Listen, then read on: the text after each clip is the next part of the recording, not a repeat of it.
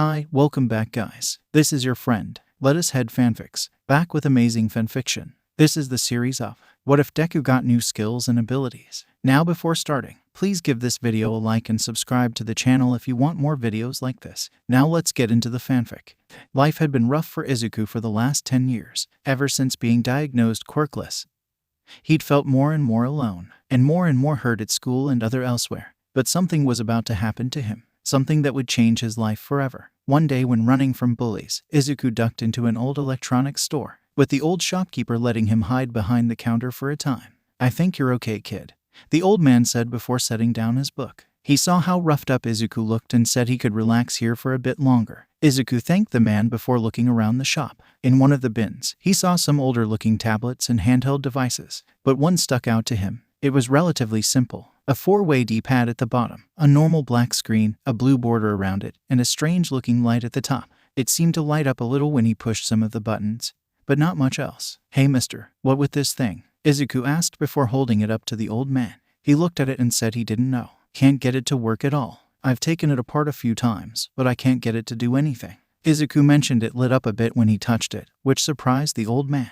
And the surprise grew when Izuku showed him what he meant. He had Izuku bring it up and they spent a bit of time fixing it, until it eventually reacted to Izuku pushing some buttons. But only Izuku. When it finally started working, it showed a strange-looking creature on the front. It appeared to a green-skinned man with black spiky hair and red tunic, and he seemed to be causing an eruption around him. Before Izuku could comment on that, a set of letters and numbers appeared across the screen. That picture was one thing, but this is different. Maybe it's an old code, the old man said while looking at it with Izuku. The pair shrugged before Izuku noticed the time. He was going to return the tablet, but the old man said he could keep it. "It seems to work when you hold it. You'll probably figure what's going on with it." As Izuku was walking home, he was still playing around on the device to figure out what was going on with it. He eventually got some sort of typing function to work and it asked for a screen name. He raised his eyebrow at that but shrugged and put in green might. And when that set of numbers and letters appeared again, he hit the center button to activate it.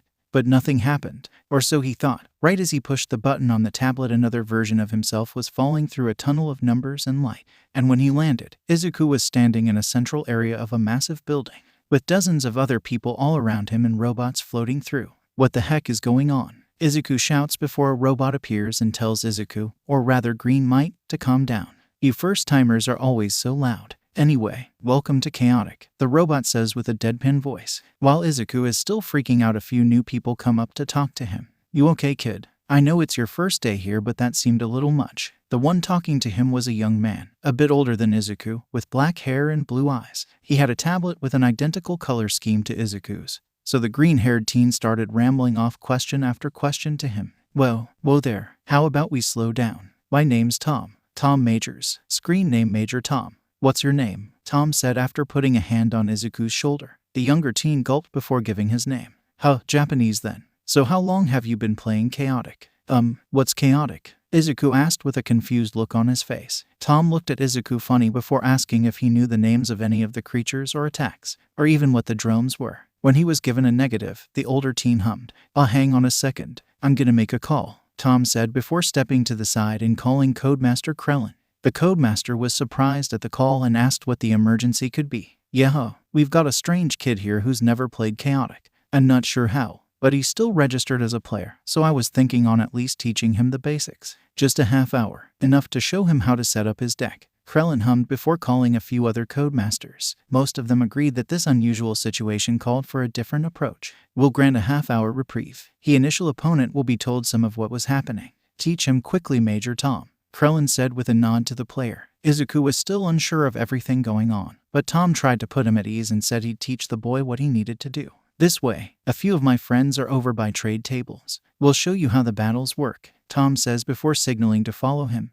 The green teen gulps before following Tom to the trade areas, and he saw a big teen with brown hair and a green and yellow shirt, a red bespectacled redhead with a tan vest, and a blonde girl with red pants and a black t-shirt over a white long-sleeved shirt. "Yo, Tommy. What's up, bro?" the big guy says with a wave. Tom waves back before addressing the group. "Hey Peyton, Kaz, Sarah, I've got someone here who, well, he needs a bit of help," Tom says before gesturing to Izuku, who ducks a bit before slightly waving to them. Tom places a hand on Izuku's shoulder before saying he'd be fine. "Let's get you started on how to set up your team. Tom says before directing Izuku to place his scanner in the table. Kaz has an incredulous look on his face before asking, how can a player not know how to set up his battle team? Izuku looks down a bit before saying he'd never played Chaotic before. I've never heard of this game. I just found this tablet when I was hiding from some bullies who were chasing me because I'm quirkless, Izuku says with some self-depreciation, only to realize he just admitted these people that he was quirkless and started to panic.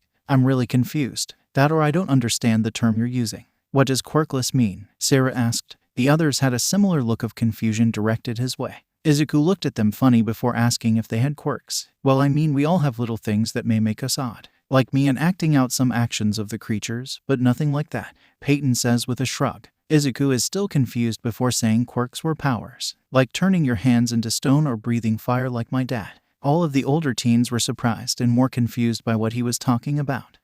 A few, I think centuries back, humans started changing and gaining crazy powers. Over time they became known as quirks and now roughly 80% of the population have them. Izuku explains before Kaz and Peyton comment that it sounds like a comic book. And let me guess, despite all of that, you were born without one. And everyone feels like you're beneath them now because you don't have a power, Tom says with an angry look. Sarah has a similar look, especially at seeing how down Izuku looked, giving him a hug when the boy nods and acknowledges it is accurate. The other two look mad at this as well before saying they didn't care about that since they didn't have powers either and he could hang with them anytime. But for now, little bro, we need to get you ready for your first match. Let's see what you got, Peyton says before pulling up a few of Izuku's cards on his scanner. They teach Izuku about the creatures of the game. Izuku's main set with his scanner being the Overworlders. Overworlders specialize in teamwork and healing each other. A lot of them get stronger if you have more of them on your side. But since your first match is a one-on-one, you'll need something strong. Well, you've got a Maxer as well. He's my favorite, Tom says before coming to the image Izuku first saw when he powered up the scanner. Peyton whistles when he sees the creature and notes it has some impressive stats. Kaz and Sarah then note Izuku has a few good battle gear cards as well. Depending on the opponent, you'd be better using a boosting gear like a Vlarik Shard or Torweg if you use a wind specialist, Sarah notes while Kaz advises using a Liquilizer or Cyclones to give his creature water and wind attacks. Okay, Music is the last piece, and since you're pretty new, you'd be better using a Music that could turn the match around for you, Tom says before pointing out Fortissimo, explaining that a creature could only cast a Music if they had a Magician. Usually one Magician per Music, but be careful about counter Musics or what type you could use. Peyton though advises on a healing Music, like Ember or Geo Flourish, just in case he gets in a bad spot. Izuku then asked how many Music could be had at once. It's normally one per creature, same with battle gear. The only thing that players have multiple of is locations, 10 per player, Peyton explains before pointing a few locations out. They note that he didn't have to worry about the attack cards during his match due to his creatures. What do you mean? Izuku asked while looking over a few attacks, noting that they seemed similar to ultimate moves of pro heroes. You'll see. One other thing, try to relax when in the drome. Don't freak out too much when you get started, Kaz says with a smile directed Izuku's way. Izuku's stomach rumbled a bit and Peyton chuckled before passing the boy a burger he'd ordered from the robot. Okay, you're all set up, at least as far as understanding the battle itself. What happens in the drome though? That'll be up to you, Tom says before walking Izuku to the Krellin drome. The nervous green-haired teen nods before thanking the four older teens. Here goes nothing, I guess, Izuku says as the drome doors open up. Inside is a young man with brown hair about the same age as Tom and the others. So, you're the newbie, huh? Oh, and you're an overworld player. Nice. This'll be a good match, the boy says before setting his scanner on the terminal. Izuku sets his own scanner down and starts to build his team on the holographic screen. Izuku, hey, just a heads up. Slick Nick's favorite creature is all fit in. He's a serious powerhouse creature and Nick is skilled with him. But if you play smart, you can handle him, Tom and Sarah say over the scanner as Izuku scrolls through his creatures. Izuku eventually chooses to go with Maxer as the creature's stature reminded him of All Might, and I guess it fits given my name is Green Might. While Izuku is thinking this, the Drome Master announces for them to lock their decks. When the battle screen was shown, the AI spoke up again. As this is his first match, Green Might will attack first. Spin the location randomizer. Izuku spins and gets Underworld City for the battlefield. Maxer attacks Ulfhidden. Izuku says nervously before touching the screen, only to be surprised when spirals of blue and white surround him and he turns into the very creature he chose. He freaks out a bit before Nick tells him to calm down. I won't go easy on you just because you're a noob. Let's get chaotic. A flash of light enveloped the two fighters and Izuku found himself in Underworld City. Okay, this is crazy. Am I really? Maxer, Izuku thought aloud while looking down at his hands. He took a few breaths before trying something. Flame orb, Izuku called out, and the fireball appeared in his hand. He threw it and then tried firing it, enjoying the feeling of being able to fire attacks. But he gets blasted from behind by a power pulse. I get that you don't know what you're doing, but it's a bad idea to fire blasts around. After all, it gives your opponent an idea where you are. Iron balls, Nick calls out before firing a barrage from his eyes. Izuku snapped out of it and quickly rolled out of the way. Let's try this, Izuku thinks before punching the ground to unleash a rock wave. Ulfhidden took a hit before blasting the rocks away with a mirthquake. But Izuku was nowhere to be found. The tiger-like entity looked around to find the boy, who had slipped away to think on what he should do next. I've got plenty of energy, but I need to hit him really hard, so I'll have to make the most of Maxer's power and disciplines, Izuku thought before climbing and leaping atop a few buildings. He found Ulfhidden from the rooftops and unleashed an ember swarm to blast his opponent. His opponent dodged out of the way and pulled out his Destructizuka to unleash some fire attacks of his own. But he was surprised by Izuku's ring of Naren that soaked up the fire attacks. Have a power pulse right back, Izuku shouted before firing said blast to knock his opponent down. He leapt from the rooftop and fired off a lavalanche at his opponent. Ulfhidden dodged most of the attack, but he did get hit by the blast back from the molten rock around him. The tiger-like creature snarled before firing a heat rage attack from his eyes. Izuku smiled before running at his opponent before sliding under the fiery gaze and unleashing a pebble storm into Ulfhidden's stomach. He punched his opponent a few times before his enemy lashed out at the humanoid creature. But Izuku caught the arm of the beast before throwing his opponent over his shoulder. Vine snare, Izuku called out before binding Nick to the ground. You think this will hold me? Nick shouted before starting to tear out of the vines. Izuku then used granite balls to do some more damage, though it also helped to free his opponent. But that was some of what Izuku was hoping Ulfhidden would think. After pulling a few vines of Nick thanks his opponent until he noted he was standing on some hot coals and other flames, causing more pain and draining his energy. Thought you wouldn't look down, so I let out some flaming coals and a bit of lava to set a trap. Not bad, kid, but it isn't enough. Ecstatic fanfare, Nick called out before using his music to empower his creature. Izuku panicked a bit before thinking, I'll have to try mine as well. After the music finishes, Izuku unleashed a lavalanche again, with his opponent using the same attack, but with more power. Even with the defense of the Ring of Naren, Izuku wouldn't last. Now or never, Izuku thinks before calling out, Song of the Dyad. Strike Ulfhidden.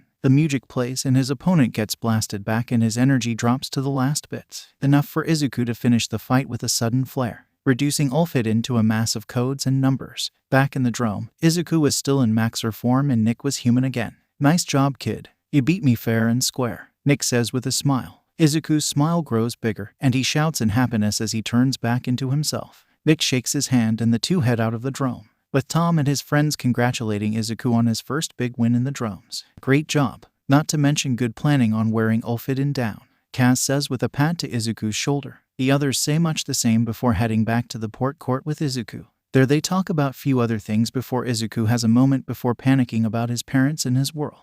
Don't worry, you're still probably back home, and don't question it. We don't really know how it works either, Kaz says with a chuckle. They then point out the button at the top of his scanner and say he just had to push that to return home. And all of your memories while here will get transferred. Hopefully the other you will pick up on it, Tom commented while thinking about his first time coming to Chaotic. Izuku thinks about it and wondering if he could stay in the world of Chaotic. It's nicer here. I don't really have any friends back home since I was diagnosed quirkless. It's just me and my mom since dad is always away, Izuku says while looking down sadly. All of the older teens looks at him with some sadness. Tom puts a gentle hand on his shoulder before saying, it may be hard, but that's also a reason to go back. You can give your other self some small amount of happiness, and then you both can share in the experiences here and there to grow stronger than those who put you down. Izuku still looks uneasy, but he can see Tom's point. He takes a deep breath before thanking all of the older teens and pushing the top button of his scanner. Back in his origin world, the scanner starts beeping at Izuku while he's doing his homework. He looks at the device funny before pushing the blinking button.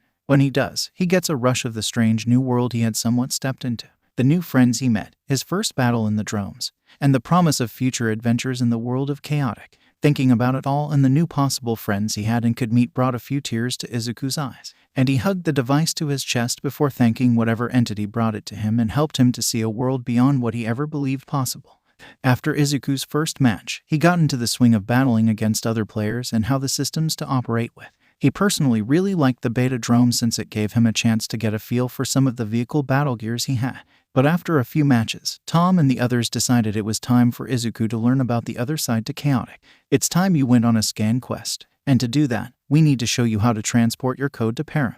Izuku was a bit wide-eyed and asked if that was really possible. Sure is, little dude. We use our scanners to go to the locations we have stored in it. And when we get there, we can scan locations, battle gear, creatures, and music, Peyton said with a salute of his food. But aren't some of these regions dangerous, like the lava pond? It's not exactly a place I'd think would be safe to go to. Izuku questioned with a tilt of his head. Sarah acknowledges that was correct and that the locations were only part of the danger. A lot of creatures are uneasy about humans, or in the case of the Danians, they're such security nuts they arrest anyone. Tom mentions that he wasn't thinking on having Izuku explore the most extreme regions first. You've got a Kuru City scan, a Riverlands scan, and the Forest of Life. I was thinking we'd explore those regions of the overworld first. Kaz then mentioned he'd like to show Izuku some places in the underworld as well. Your first battle was in Underworld City, but I thought we could go to Iron Pillar as well as Everine. Those are a good pair of locations to boost your deck a bit, especially Iron Pillar, Kaz says before mentioning that his creature friend Hearing could get them to some good creatures and gear. Sarah and Peyton then say they'd show Izuku to their favorite tribe areas next. While Mount Pillar isn't what I'd call a tourist destination, my friend Wamma can help you get some scans to boost your deck from the Danian side. And my butt is in the Mipeden Oasis. Wait till you see what the Mipedians can do, Peyton says with an excited smile on his face. Izuku still has an uneasy look on his face, but he agrees. Tom and Kaz offered to go first and show Izuku around the locations. They set their base destinations and escort Izuku to the transport center. Okay, we'll head to Kuru City first. I know quite a few creatures around there so we can check out a lot of things, Tom says as Izuku brings up his scan of Kuru City. When he tells the two older teens he's ready, they push the confirm commands on their scanners and transport. Izuku gulps before closing his eyes and doing the same. And when he opens them, he is shocked by the crazy location he just stepped into. Whoa, Izuku says quietly as creatures mull about in the bazaar area of the city. He keeps looking around in amazement until he bumps into someone. Izuku falls and his scanner is knocked away. As he's panicking a bit, the one who bumped into him checks on him. Another chaotic player. Are you okay, young man?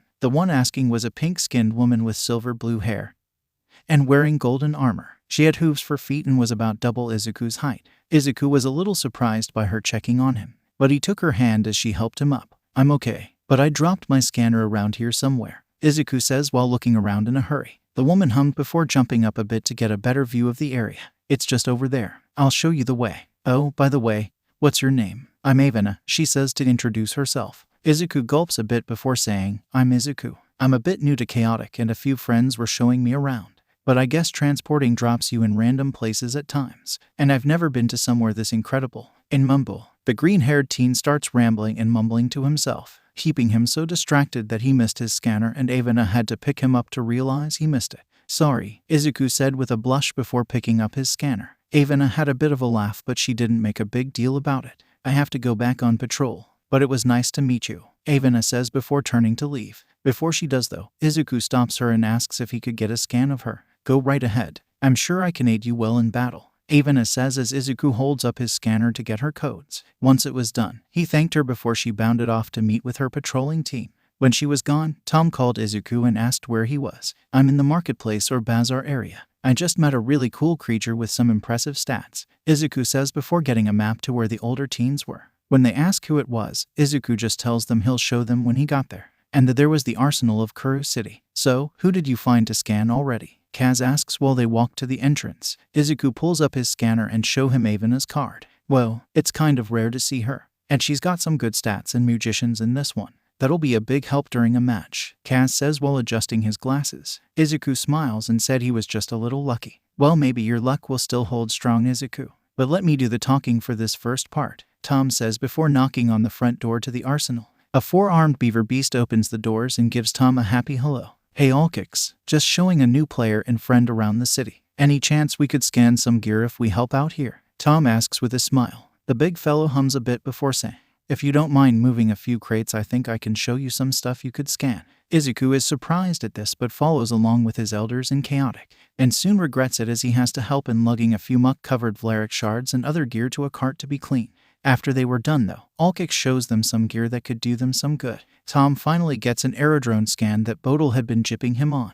Kaz meanwhile picks up a scan of an ice cloak, and Izuku picked up some new versions of the Gauntlets of Might. Hey, something's different with these. A courage boost. Oh yeah, we were testing a few other pieces to improve gear. Bodil thought mixing parts from a dragon pulse could do some good. It mostly worked, Alkix says while acknowledging that the gauntlets lost a bit of power due to the reforging process. Tom though sees this as a big help. Even with a little deficit, boosting both courage and power is a big deal. Have you done it with any others? Alkix nods but notes those were the only ones that were usable. The others had fallen apart or ended up as a different type of gear. Lucky. So, what's next, Tom? Izuku says with a smile. The older teen returns the smile and says they'll check out the music library next. There'll be some cool music for you to scan and boost your deck. Izuku nods as they head for the building. There Izuku sees a lot of cool different musics, some from different tribes as well. Hey Izuku, check this out, Kaz says before showing Izuku a prelude of protection music. This is a great defensive music, perfect against a player who love elemental attacks. Izuku hums before scanning the music and sees what Kaz was talking about. I think I'll keep this one. So, what's next? Izuku asks with some excitement. The two chuckle a bit before saying they'll head back to the port court so Izuku can save his scan. A scanner can only hold one of each scannable at a time. Tom then suggests that Izuku scans the location as well. Never hurts to have a few copies if needed. Once Izuku does, they port back and Izuku locks in his newest scans. They then head for the Riverlands. Once there, Izuku took a new scan of the location. We're going to visit someone kind of special, at least for this location, Tom says while walking along the riverbanks. The players eventually come upon a purple one-eyed creature attacking a fish-like creature with tentacles. Slither back behind the doors of the deep mines Emerilion. Riptide. The one-eyed creature shouts before blasting the Emerilion with water. Tom pulls Izuku to the side to take cover from any other attacks. And when Izuku asks if they should do something, Kaz warns him not to jump in. Emerilions are some of the worst creatures. There aren't many that won't try to take you out. Tom mentions that they had tried to invade and conquer all of Perim at one point, but thanks to the efforts of all the tribes, they had been pushed back behind the doors of the deep mines. The purple creature grunts after being blasted back by an attack, and that is when Izuku's legs start moving for him. He runs over and picks up a rock that distracts the Emerilion. He gulps as the fish monster flies toward him with its eyes glowing. Thanks for the distraction. Now take this. Melody of the Meek. The purple creature says before unleashing his musician to empower the generic music. After it plays, the Emerilion seems weaker, evidenced by a hailstorm attack that fizzled out before reaching Izuku. The smile of the creature grew as he fired off a steam rage attack to knock the Emerilion into the river, and it is quickly washed downstream. Thanks for the help, new friend.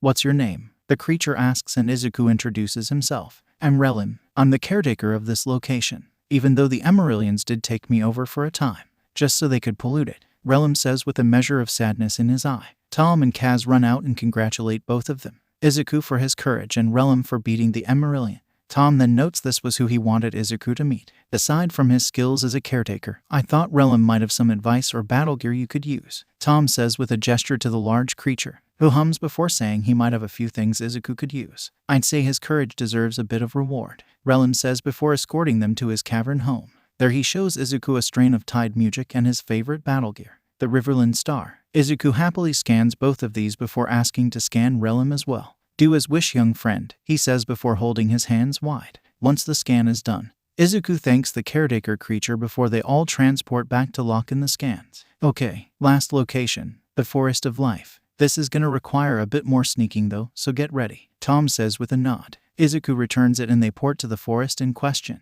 with Izuku amazed by the size and beauty of the plants all around him. Izuku takes a scan of the location before they started walking to a massive nest atop a tree. A creature is flying around a bit before it landed at the nest. We won't be introducing you to that creature. He's not exactly a friend, Tom says before gesturing to hide in some bushes. He did advise Izuku to scan the creature though, and when he does, Izuku finds out the name of the creature was Dractile. Not a lot of courage, but he's pretty fast, and he's got decent power. Izuku analyzes before asking if they were going to find anyone else. Not right now. Instead, well, let's just say Kaz has something he wants from up there, Tom says with a raised eyebrow to his best friend. The bespectacled teen nods before climbing up the tree to collect a few of Dractile's scales. Once Kaz had gotten what he needed, they ported back and Izuku saved in his new scans. Kaz then pointed out that they'd be heading to Underworld City next. Got your scan ready? Izuku nods and they port to the capital of the Underworld. Once they all meet up, Kaz takes them to meet up with a cheering. Hey Kazi, ooh, you brought me some Dractile scales, the little green creature says with some excitement. Kaz hands the bag of scales over and he starts snacking on them, making Izuku's face turn the same color as his hair. Seriously, he eats those. Tom shrugs and agrees that it is really gross. But HanBaron has been reliable when it comes to music, gear or creatures. Kaz introduced Izuku to the creature and asked if he knew of some good things for Izuku to scan. I could introduce him to Zeal. He'd be a really good one to add. Not to mention, Ulmer has some new gear he's been working on. But in the meantime, HanBaron goes back into his house and brings out an underworld music. It called Consuming Cacophony. It does some serious damage, especially if you know fire attacks, but it does take 2 magicians to use. Izuku thinks a bit on it before scanning the music. I can think of ways it could be really useful. So, who's sealed? Izuku says before HanBaron shows them around the city, eventually going to a scrapyard and finding the creature munching on some junk. Izuku looks at him a bit funny before shrugging and scanning the defensive creature. He looked over the stats and could see the advantage of the creature as well as his flexibility to be on battle gear. After they port back to save the scans, the group heads to Iron Pillar so Izuku can get a scan of the very useful location, as well as learning about the story of how the pillar was changed. So the reason it looks kind of funny is because Ulmer went too mad scientist and made crazy giant robots. Izuku asked with an incredulous look on his face. HanBaron just shrugged and said, yeah, pretty much. Oh, looks like you might get another good underworlder. Overseeing the reinforcing of Iron Pillar with the yellow 4-armed gear maker Kaiban was a capable lieutenant of the underworld. Hey, she looks a lot like Avena, Izuku says with some confusion, only to get a power pulse shot his way. The blue-skinned, red-haired woman glared at him before walking up to the group. Cheering, showing some chaotic players around again, she says while glaring down at Izuku. He gulps as the scout explains what was going on. So I take it you've met my sister. If that's the case, scan me as well. My name's Nivena, and I'll be the better warrior in the long run, Nivena says before putting her fists on her hips with a stern frown. Izuku gulped before agreeing and scanning the creature. With that done, he scanned the location before wondering if there were other things he could scan. Here, this could be useful, Nivena says before holding up a Song of Treachery music. With that, HanBaron had an idea on where they could go to get some good battle gear scans. A quick couple of ports and they teens were at Ulmer's castle. Okay, we have to be very careful here. I don't want to get chased by Ulmer again, HanBaron says as they sneak into the castle. Once inside they hear the cackling of the crazy underworlder. They sneak around a bit and see the mad inventor working on some piece of gear. It's an aspect amplifier. It boosts a creature's wisdom, courage, or speed, Kaz explains as they see the inventor adjusting the gear. Once he was done, they sneak over so Izuku can scan the device. Tom and Kaz meanwhile scan a few other pieces, namely a new vial driver and a Nexus fuse. But as they were scanning, Izuku looked around and knocked over some vials, which domino effect crashed to setting a big portion of the castle on fire. Wow, even Kaz didn't do something like that when he came here to scan the vial driver, HanBaron says while brushing himself off after they got out. While Ulmer was freaking out and screaming about his home and lab being on fire, Izuku let out an uncomfortable chuckle before asking what was next. After they went back to save the scans, Kaz showed Izuku to HanBaron. This location is cool because it's right below Lake Kenaipo, and it is great for countering Earth specialists and hitting back with some strong water attacks, Kaz explains as they look around to find any creatures. And they happen upon one of the strangest ones in the underworld, Orth Majar. They see the two working together to stop a landslip that could affect a different area of the underworld. Tom advises Izuku to scan them quickly, but the boy looks at him with some confusion. Wait, I can't scan them both. I can only scan one at a time, Izuku says while looking between the two older teens. Kaz pats Izuku on the shoulder and tells him to just do it and he'll see what happens. When Izuku does, he is shocked to realize that he had scanned both of them. How is that possible? Izuku exclaims while looking at the scan. Tom chuckles a bit before explaining the story, and how Izuku should use the two in a match. Yeah, don't try to separate them. It just ends badly. Found that out the hard way, Kaz says. With the scan quests done, the three port back and Izuku takes a bit of time to test out his newly acquired items, eventually putting them to use in a 3-on-3 matches in the Mthor and Hodic dromes, though the latter he lost when he tried to use his newly acquired underworlders. Maybe it's because I don't know how they think, Izuku questions after the loss. Kaz notes that it may have been an influence. Some players can swap between tribes, but others have issues with it. Maybe Kaz can give you some pointers, Sarah notes before she went for her own match.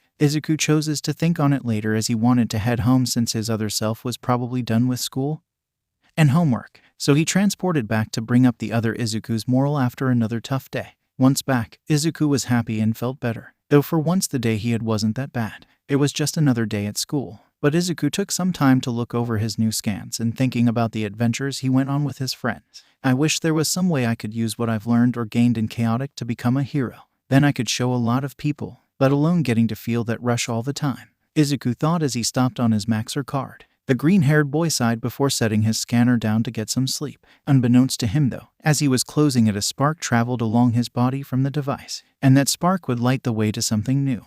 Izuku hummed on an off day from school while looking over his scanner and his various cards. 5 types of cards, but only 4 are used in the drones. We choose creatures to fight as, equip them with gear to make them stronger or give them new attributes, cast music in a pinch, and locations can cause certain effects as well. The green-haired teen let out a tense breath while thinking about how much of a hero just one creature could be, or a catastrophic villain. Some of these musics could leave devastating effects if you aren't careful. Izuku thought aloud while looking at the cards for the Canon of Casualty and Melody of Malady. He shook his head a bit before transporting his code to Chaotic. It was time for a new scan quest. "Yo, Izzy, good to see you, little bro," Peyton called out when he saw Izuku. Izuku smiled and waved back at Peyton. The older teen claps Izuku on the shoulder before telling him that they could meet up with Sarah at the trade table.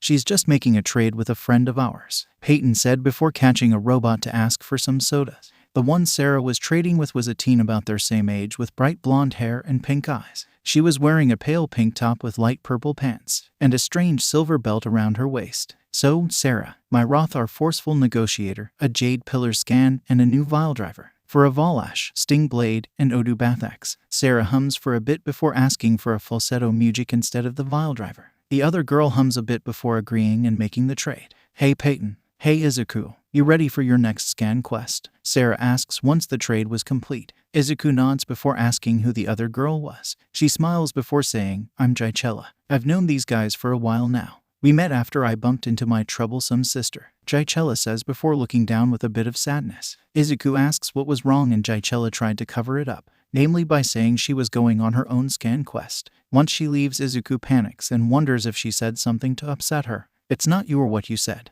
She was just thinking about her sister, and the trouble she got herself into." Izuku looked at Sarah funny before asking what she meant. Jaichella's sister Christella was a long-time player and bully here in Chaotic. One of the worst with her friend Clay. Scammed a lot of players, cheated in a few matches, and pulled some messed up stuff in perim, Peyton says with a shake of his head. Sarah elaborates that they had done something extra dangerous to the whole of perim and could have caused dangerous ripples to Chaotic with one of their last stunts. They tried to help a dangerous underworlder travel to the past to take it over. After this and the location was destroyed, the Codemasters decided to pass some judgment on them, which I helped to deal with and bring evidence forward about. It had been a long time coming, the recently arrived Tom said with a slightly sour look on his face. The 2 older teens nodded while Izuku asked what happened. They were expelled from Chaotic. They can never port here again and can never go to perim. It's the main way Codemasters can pass any judgment. Izuku was a bit surprised, but then he was curious on if others had been given similar punishments. Yeah, Simon and his destructive dudes. They stole a bunch of sonic charges from the overworld and used them to blow up ultra-rare locations just so they could sell them off to players, Peyton explained. Sarah then clapped her hands before saying, "Enough doom and gloom.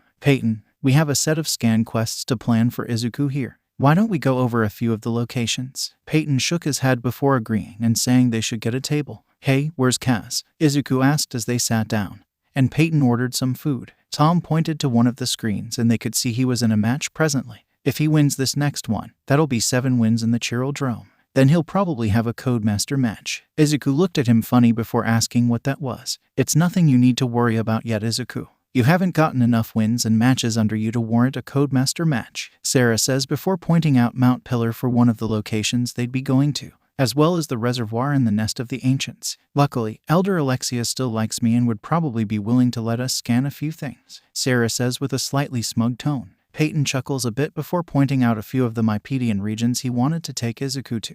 "You don't have a scan of the Oasis, but you do have one of the Kasher Driftlands. With some extra water taken along, we should get there with less issue. But you've also got a scan of Reapasak. We'll go there and then head to the Catacombs of the Conjurers." Peyton seemed extra excited about what he could see and Izuku might find during the quest. Izuku was a bit unsure, but he trusted in the Elder Chaotic players and looked over some of the location details before saying he'd like to go to the Danian regions first. Sarah's smile widens and she tells the 2 boys to get ready. "Next stop, Mount Pillar," she proclaims as the 2 boys follow her to the transport center. Tom waves and tells Izuku good luck with the quest, but his smile falls as he sees someone else arriving to his table. "Hello, Major Tom. Mind if I sit?" the person asks in an amicable tone. Tom gestures that his was fine and the slightly older man sits. He has brown hair and eyes, and he's wearing a navy turtleneck with gray pants. I'm guessing you want to know if I've made a decision right, code. The man clears his throat before asking Tom to call him Curtis. I'm not in my drome or wearing my mask after all. But yes, a few of us have been wondering if you would be willing to accept, Curtis says with a smile before asking a robot for a coffee. Tom looks down at his scanner and over a few of his cards, including the ones he's won from Codemasters and earned on the special scan quests to the locations related to their teams. He sighs before saying he still wasn't sure. I'm just not sure if I'm right for what you are asking. Curtis nods before saying, all right, we can discuss it another day. But I am glad to see you helping that young player. He seemed a bit down when he first arrived. With that, he finishes his coffee and tells Tom that he'll be in touch. With Izuku, they had just arrived outside of Mount Pillar and Izuku was already intimidated by the guards at the gate. So how do we get in? Izuku asks before Sarah sneaks over to the wall. She pulls out a piece of paper before pushing some stones in sequence, and a tunnel opens below her. I guess that's how. Last one, there is a rotten echoed. Peyton shouts before jumping in. Izuku squawks a bit before saying no fair, and jumping in too. After they slid for a while, they came out at a deeper section of the hive, and a big red beetle was waiting for them. Hey Wemma, thanks for the details on the way in, Sarah said after getting up. She introduced Izuku to her Danian Mandalore friend and they started to a few sections of Mount Pillar, starting with the armory. Look, no funny business guys. Sneaking you around here is tricky enough. Just scan a piece of gear and let's get out, Wemma says while checking around. Izuku thinks for a bit before scanning a sting blade for the speed reduction powers. They sneak around for a bit before finding Lore talking with Nam, the servant of Earth. Izuku was attempting to get a scan of one of them, but he ended up tripping and rolling toward Muge and Elementalist. Both Danians were shocked and prepared Earth attacks, but stopped when they saw it was just a scared chaotic player. Another one. Wemma, get your sorry thorax out here, Lore demanded. The big beetle gulped before grabbing Sarah and Peyton as well. If I'm going to be in trouble, I might as well bring you all out, he claimed when Sarah gave him a look. Lore had an angry look on his face at seeing Sarah and the boys. He looks down a bit furious before letting out some mandible clicks that sound like a sigh. How many times have you shown this human around or given her new gear? You are supposed to be protecting the flame gate. Look, Lore sir, it's just, well, the green-haired kid is new and all and he doesn't know much about Danians. So, I thought I'd show him around a bit and let him get some scans of some good gear. Yeah, no, show him some of what makes Danians great. Wemma's little speech doesn't ease Lore's annoyance. If anything, it seems to increase his frustration and annoyance. But it is Nam who suggests that he could stand to relax a bit. I've heard from Sylve about this game of theirs. It intrigues me a bit and I wonder if their matches could be good for the tribes as well. The Servant of Earth notes that the chaotic players could test out gear and music that they were unsure about, including finding out the effects. This doesn't fully placate Lore, but he can see some wisdom to it. Alright, if the boy is willing to test out a music, I'd be willing to let him scan me. Izuku is a bit surprised but thanks the high Muge of the Danians and scan him, as well as getting a scan of an intense polyphony music. It's a tricky one that seems to work with our hive, but it takes 2 musicians to use, and at other times it takes 1. I'd like to find out why this is. The green-haired teen nods before saying he'd find out what he could and thanking the Muge. The group then tells Lore they were headed to the reservoir after they save his scans, in hopes that he might be willing to help or ease up on the worries going to that section of Mount Pillar. But he just shook his head and told them they would be on their own. They can't win them all. Let's head back and save these to our decks, Peyton says before porting first. The other 2 follow suit and save the scans they got. Once that was done, they ported to a different area of Mount Pillar, and Sarah took over to get them to the Mount Pillar reservoir. Down there, they saw Tassanil directing a few mandiblers to maintain the flues. Hey, I've been wondering this, but what are mandiblers? Like, how do they play into the strategies of chaotic? Izuku questions as they were sneaking to get a good scan. Sarah stops before realizing that she hadn't covered that. Right, okay. So you normally set up teams with a few mandiblers up front. The special hive abilities of many Danians require mandiblers. The more you have, the stronger your teams can be. Peyton notes that they also need battle masters to make them stronger too. He brings up a scan of Odu Bathax to show how most of the battle masters differ from mandiblers. Squad leaders are ones you put in the second row, and battle masters go to the back row. That way you can make the most out of them and their hive abilities. Peyton explains as they get close enough to scan Tassanil. Izuku gets the scan plus 1 of the reservoir before he tries to sneak closer to get a scan of his torrent Kryn.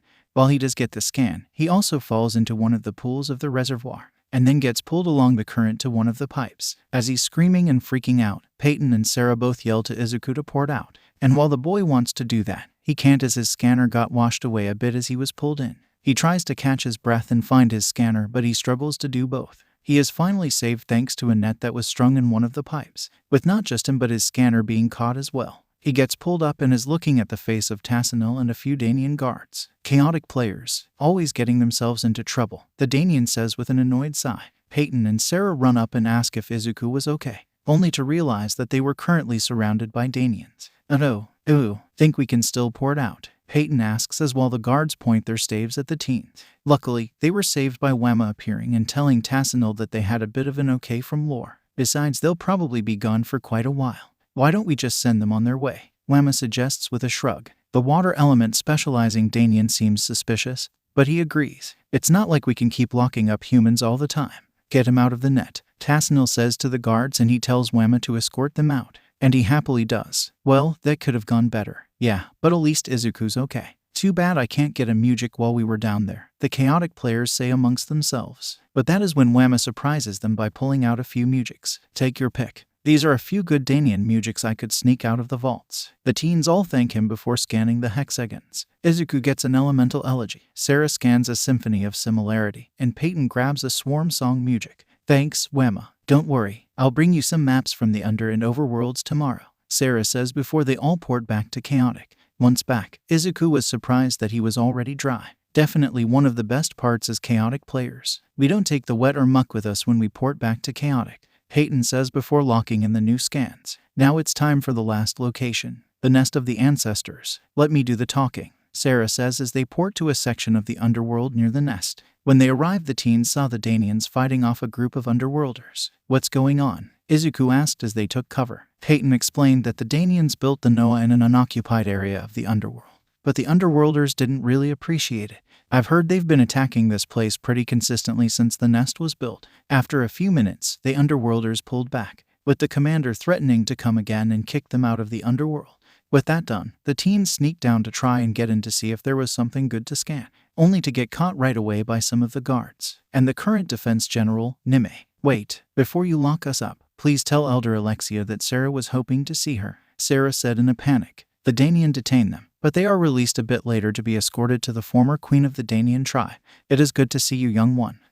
You have a new friend with you. I take it you are here for some scans, the massive insect woman says with a raised eyebrow. Izuku gulps before saying he was still new to Chaotic and the creatures of Perim, but the way the Danians fight and protect their home seems really interesting. I was hoping to learn more. This seems to impress the queen, and she is willing to talk a bit about the Danians and their history. While Izuku is getting a history and power of the Danians, Peyton and Sarah look around at some of audience room, including spotting a plasma pounder that could do Izuku some good in a drone match. It looks like it's been modified. Maybe it's got some extra firepower, Peyton says with some excitement. Sarah shrugs before sneaking back to catch the end of Alexia's stories. You seem like quite an attentive young one. As such, I'm willing to let you scan a few items. With the former queen's word given, Peyton pulls Izuku to the side to check out the plasma pounder they found earlier. When he does, he notes that it gives a boost to earth attacks alongside its normal effects. That'll be useful. Aside from that, think I could scan you as well, sir? Izuku asks the large red coat-wearing Danian, Delas. He hums and seems ready to deny the request,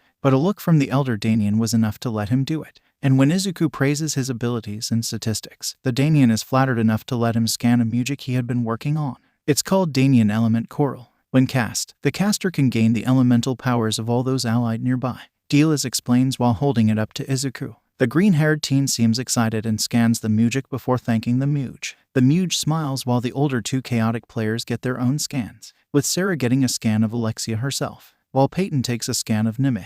With their scanning done, they all thanks the elder Danae, and Sarah promises to visit again. And maybe I can provide something to help with the attacks from the underworlders. The former queen nods and thanks her for the offer and hopes for the best with Izuku and his matches. After some goodbyes, they head back to Chaotic to save their scans. Once that was done, they head for the Mypdom Oasis. Just wait till you see all the awesome Mypedians there. Not to mention we can get you a really good Torweg, Peyton says while they are walking through the Kashir Driftlands, but not before stopping at a Mypedian watering stone. Their worries were compounded though when Slurk appeared and attacked them. More thieves looking to steal Slurk's water. You won't leave the sands alive, the scorpion-like overworlder proclaimed before firing a power pulse from his tail. The teens kept running and jumping into some areas to try and get away. Unfortunately, Izuku trips on some rocks and is in position to be struck by the stinger tail of Slurk, and he is saved by a blast of lightning from a new interloper. You'll not hurt these humans, Slurk, A large orange Mypedian with a purple cloak proclaims. But he isn't alone. Beside him was a green Mypedian who was crab-like armor. He seemed to sacrifice some energy before a red light covers him. And then the cloaked Mypedian fires a strong blast at Slurk that sends the scorpion flying. With that attack, Slurk skulks off into the sands. The two Mypedians walk up, and Peyton identifies them. Tian, it's good to see you, dude. And this is Lanker, right? The cloaked Mypedian Tian chuckles before saying it was good to see Peyton as well. The duo escorts the teens the rest of the way to the Mypdim Oasis. Once there, Izuku gets a scan of the location and looks around the area before asking to scan Lanker. Your ability seems really useful. I'm sure it would be a great help in battle, Izuku says with a look to the larger Mypedian. He hums a bit before nodding and agreeing to let himself be scanned. Once that was done, Tian offers an armament Adagio Music. It can swap battle gear with an ally, or swap two enemies' battle gear. Tian explains as Izuku scans the music. With that done, the teens explore around the area a bit. They come upon one of Peyton's oldest Mypedian friends. Saito had picked up his Torweg from being repaired and happy to meet his old friend, and was glad to let Izuku scan it to boost his creatures. With the initial exploration done, the humans thanked the Mypedians and headed back to Chaotic. Okay, so the next place to head to is Rayampasak. We'll meet some other Mypedians. Namely, well, you'll see when we get there, Peyton says with a chuckle. After porting to the location, Izuku gets a new scan of the location before asking what they were looking for. It doesn't look like there's much out here, Izuku says while taking a drink of water. But that thought is stopped when he sees a massive fortress that starts firing energy blasts at them. Izuku ducks down and prays that they miss them, only to be surprised when the balls of energy disappear in midair. What just happened? Izuku stammers while shaking from the fear of what should have been coming at them. Peyton laughs a bit before saying it was a mirage. I've seen millions of them in these deserts, but hopefully the guy I'm hoping to meet is still in this area. Indeed, I am here, Peyton, a voice says before a Mypedian appears from nowhere. Izuku is a bit surprised but asks if that was the natural ability they all had. The teens tell him it is, and Peyton introduces Fivarth, the conjurer. At Fivarth's camp, Izuku is told the story of the conjurers and what they are to the tribe. Wow, so conjurers were once destructive, but they became the great heroes of the whole tribe, Izuku summarized after hearing the story. Fivarth smiled at him before asking if he wanted to scan him or a warbeast. You should go with a warbeast, little buddy. I'm planning to show you to the catacombs of the conjurers. Got a good one in mind, Peyton says before giving the conjurer some space. Fivarth hums for a moment before raising his hands high and calling on the massive musical energies. In the field he created, a massive purple fox is seen with shining blue markings and eyes. Izuku is wide-eyed at the sight of the creature, but an elbow from Sarah snapped him out of it and he quickly scanned the warbeast. With that done, Fivarth led up the musical forces. Aside from that, I have a music here that might be quite useful. It's called the Song of Shelter. It can protect a creature from music or abilities. I can imagine that would be quite useful in a battle, Fivarth says before holding the music up for Izuku. With that done, Izuku thanks the conjurer as they head back to Chaotic. Once there, Peyton advises that Izuku should use battle gear that boosts energy on warbeasts. They've got a lot of power, but their recklessness can really hurt you. Found that out the hard way. Izuku takes that advice before wondering what the catacombs of the conjurers were like. And how are we supposed to get there? Izuku asked after saving the scans. Peyton told him that they had to head back to Rayampasak. Once they returned to ocean with no water, Peyton took them towards some mountains to find the tunnels and caverns that would lead to the catacombs. After they reached the range, the whole group looked around to find what they were looking for. Hey, is this the tunnel? Izuku asked after they had been searching a while. Peyton checked the area over before confirming it was the right cavern. We've still got to walk though. There is a reason the conjurers hide away after all. Sarah and Izuku nodded before shining the lights from their scanners. They walked for half an hour before Peyton could definitively say they were in the right area. As the architecture changed, Izuku and Sarah could see some of what the conjurers had built for themselves underground. The group was surprised though when a large blast of fire surged toward them. They all ducked and hid as best they could before the attackers showed themselves, that being Drymus and HanBaron. What possible reason could you have to intrude on our grounds? Drymus asks while charging up an attack. Peyton steps out nervously before saying, We're not here to hurt you or anything. We're just hoping to get some scans. The conjurer looks at the teens with some suspicion before dismissing HanBaron. He keeps his eye on them and asks why they wanted to learn or gain. Peyton asks Izuku to come closer and show him the warbeast he scanned. Drymus eyed the creature before nodding and saying, I see. Glost, well, I could be quite helpful in this situation. But I guess you also want the benefits of the catacombs too, right? Izuku nodded before saying that the conjurers were the great heroes of the Mypedian tribe, like some of the first heroes of my world. They used their powers to try and help whoever they could, no matter if some didn't want them to. At Izuku calling him a hero, Drymas coughed and seemed to blush a bit before thanking him. Perhaps I can let you scan me and a few other things. Izuku thanked the conjurer, and the chaotic players followed him to get a scan of the location. Once that was done, Izuku asked to scan Drymas, and he let the boy do that as well as showing his favorite battle gear, the Revita flower. Aside from that, I think you could make use of him of teleportation, Drymas says before offering the music to Izuku. With that done, Izuku thanks the Mypedian with a shake of his hands, and they head back to Chaotic once more. After saving the scans and locations, Peyton said it was time Izuku learned something else. Meet me in the Terasi's drome in about 10 minutes. Time for a lesson, Peyton says with a smile directed Izuku's way.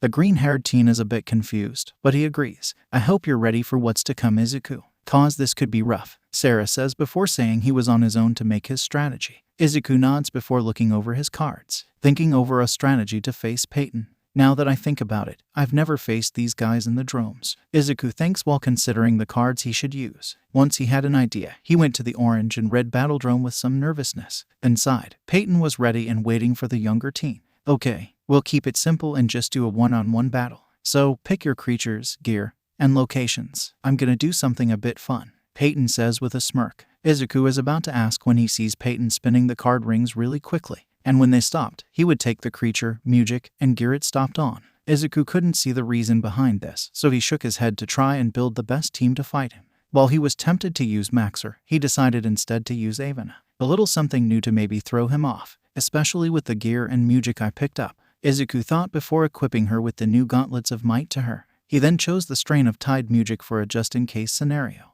With that done, the two lock their teams and get ready for the battle. Izuku's Avena versus Peyton's Milk. Since Izuku was the one challenged, he was the one to spin the location randomizer. He sighed a bit before spinning, and the location chosen was Skeleton Springs. The two players touched their screens and transformed into the creatures. Hope you're ready to get chaotic, Izuku, Peyton exclaimed before the field shifted to the location. Kaz and Tom met up with Sarah at the port court to watch the match. Think Izuku has a chance? Tom asks as they order a pizza. Sarah laughs a bit before saying, yeah, about like you did when you first played him. Tom winces a bit and lets out a dry chuckle. Once the field opened up to Skeleton Springs, Izuku looked around to get his bearings. He leapt from large sets of bones to another, but he was surprised by the skull he was standing on was launched into the air. He landed roughly into a different set of bones. Izuku shook his head before looking around to find Milk, only barely noticing the flash of a power pulse shot his way. He leapt out of the way before firing a flash kick off to one side. A grunt is heard as Milk is now visible and shaking his head.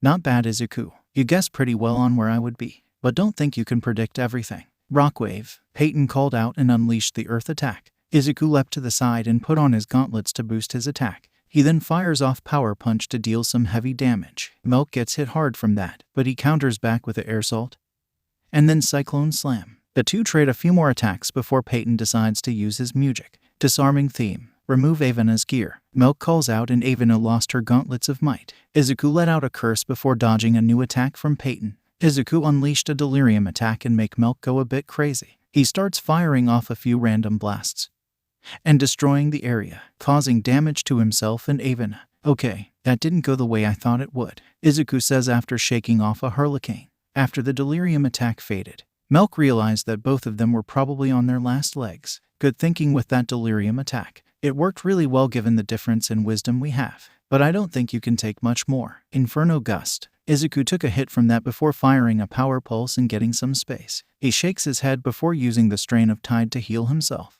Or herself. That is still one of the weirdest things. Turning into your opposite gender. Depends on your perspective, dude. Izuku hears before getting blasted again. He then gets hit by a thunder shout, with Izuku getting a counterattack with Velocitrap. You shouldn't stay in the same place after using music. It can tell someone exactly where you are. Thanks for the advice. Valor Continuum. Avena shouts to fire off a courage-filled roar. It knocks Milk back and he then tries to run from Avena. Izuku thinks he's got his chance to finish the fight, chasing him throughout the location. Izuku looks around with some unease as he isn't sure where the next attack is coming from. He then takes a hit from a fire attack to his side. The thing that was strange though, was that Izuku knew it was a purely fire attack, not one like Inferno Gust. When Avena tries to stand, Milk hits her with a petrifying power and stops her in place. I was sure you'd try to be a bit more predictable, but you threw me off without me having to teach you to be unexpected. I've learned to try and take whatever I can. Don't forget where I'm from, and what I have to run from on a daily basis. If a hero or person is too predictable, then the villain will win. just the reality. And don't think I'm going to make this easy for you. With Izuku's declaration, he tries to break out of the petrification. But Peyton doesn't give him a chance and uses a slow sand attack to slow Avena down. And then a cyclone slam to stack up some damage, especially when he used an earth pulse and then a flame orb from his pyroblaster, reducing Avena into a massive code. The winner, Peytonic Master, the Drome Master announces as they return to normal. Good match. At first I wanted to talk and teach you a bit about being predictable, but you could figure out how to do that on your own, Peyton says before holding his fist up to bump it with Izuku. And the green teen returns it and thanks Peyton for the good match. They met with the other teens and enjoyed the pizza before heading back home. Once home, Izuku smiled at the adventures he had and new things he had seen. Too bad I can't use these scans here. That could make for some great adventures on their own, Izuku thought aloud before looking at some of his scans. He worked on his homework and then got ready for bed, but not without one last look at his cards. The last one being a Prantix scan he got on a solo quest. As he put his scanner down, the spark from before lit up again and traveled along Izuku's arm. Not that he noticed, at least not right away. Man, so much for that scan quest, Peyton says while stretching out his back. He and Kaz had spent the last week or so trying to scan Hifton and some of the gear he had stolen from the Underworlders, only for the orange creature to blink away as they got close. Kaz groaned as well before saying, "At least we got a Barathian axe and a Muge's tuning fork before they all disappeared." Peyton sighed before saying, True, but it would have been nice to get a scan of that high-speed hopper to boost out Dex." As they were talking, they both noticed Tom and Sarah talking at their usual table, sitting very close to one another. "So, do we tell them that we know about them?" Kaz said with a smirk. Peyton rolled his eyes before saying, "Nah, they'll speak up when they want to. Besides, it's kinda funny at times to see them try and pretend nothing is going on." He then waves and calls out, and the pair freak out a bit and quickly separate. Hey Peyton, Kaz, any luck?" Sarah says with a brushing of her hair. Kaz lets out a bit of a suffering sigh before saying they lost Hifton. "Right as we were about to scan him, Bigfoot here broke a branch." "Whoa bro, what makes you think it was my fault?" Peyton says before asking a robot to bring some food and drinks. The group discuss a few other plans and how some of their next few matches could stack up and go. And Kaz brings up something important to Tom. "So have you gotten a challenge from Codemaster Terasi's yet?" Tom gives his friend a sideways look before saying, "Not yet, but I know it'll come soon. I've already got 7 wins there, so she'll probably call soon enough." Peyton cheers a bit before saying Tom would be a bit of a record breaker in chaotic. "I mean, you've beaten 3 Codemasters already. Sure, you lost to Thor before, but still, you've won 3 Codemaster matches and have tons of cool new locations and creatures. Lots of folks have been betting on you to be the first who could beat all of them," Peyton says in between sips of his soda. But Tom seems conflicted and confused about something. Kaz asks what was wrong, but Tom deflected by saying he was thinking about Izuku. "He's been through a lot and, well, I kinda worry about him, you know." "I hear you bro. Kid lives in a pretty messed up world when you think about it," Peyton says while accepting the food he ordered from the robots. Sarah then says, "It's like everyone in his world is becoming some kind of creature, and they want to enjoy it so much that they've forgotten or gotten rid of a lot of the better parts of being human." Kaz sighs and agrees. "At least we've given him something a bit nicer here, if only for a while. Though what if he could become a creature himself? Think that would help in his world?" The rest of his friends laugh at the idea with Sarah saying, "Yeah, sure it would. But there's no way to use a scanner for that outside of chaotic." In Izuku's world, the boy was just waking up after looking over his cards the night before. Normally his mother would be calling for him, but she decided to go out early to get some morning deals from the store, which left Izuku alone to be concerned with his strange new state of being. "What the hell?" Izuku exclaimed in a voice that was not his own, and was looking at a face that was not his own. He looked in the mirror and saw that he looked like the creature he was looking at the night before, Prantix. He looked over his green skin and now red hair and eyes with confusion and a bit of panic. "What is happening? What is happening?" Izuku repeated to himself a few times while looking at his strange appearance, compounded when he started generating fire from his hands, quickly trying to douse it in the sink. After it had been put out though, stones appeared and started to fill up the sink as well. Izuku started hyperventilating until he felt a memory that wasn't his. "Calm down and relax. Feel the power of the Chotaka and elements ebb and flow, and you'll be able to control your attacks." The one who had been saying this was likely the creature Prantix's father, given what Izuku was seeing in the memories. Once he did just as the images instructed, he wasn't producing flames or pebbles anymore. "Okay, that's one problem down. Now I just need to wait. My scanner." Izuku quickly rushed back to check his scanner and saw that it was still on the image of Prantix where he left it.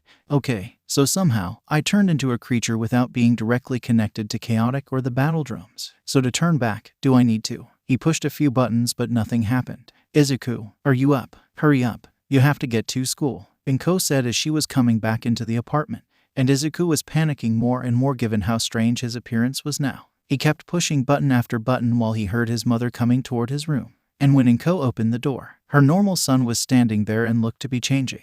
Oh, sorry, honey. I guess you were still getting ready. I'll make you a quick lunch for today. Yeah, thanks, Mom, Izuku said with some confusion and mystification. He looked at his scanner and figured out what he needed to do to get back to normal, or at least human. Maybe I should experiment with this a bit, Izuku thinks as he was getting ready for school, rather than transport his code to chaotic for the day. Izuku chose to wait until after school to start experimenting with his scanner, while having to deal with the annoying matter of his teacher talking about all the students wanting to be heroes. Not like most of them really could do it. Kachin is the only one who has a really capable quirk. These rest. Frankly, they might as well all be Bodils, Izuku thinks with a smirk. Hey Deku, what's that smirk for? Bakugo shouts in front of Izuku's desk after bragging the whole while. Izuku lets out a humorless laugh before saying, oh, nothing much. Just thinking that most of them really don't have any potential to be a hero. You're about the only one who maybe could, but I'm not so sure your attitude can do it. While most of the class rages about Izuku saying none of them have the potential,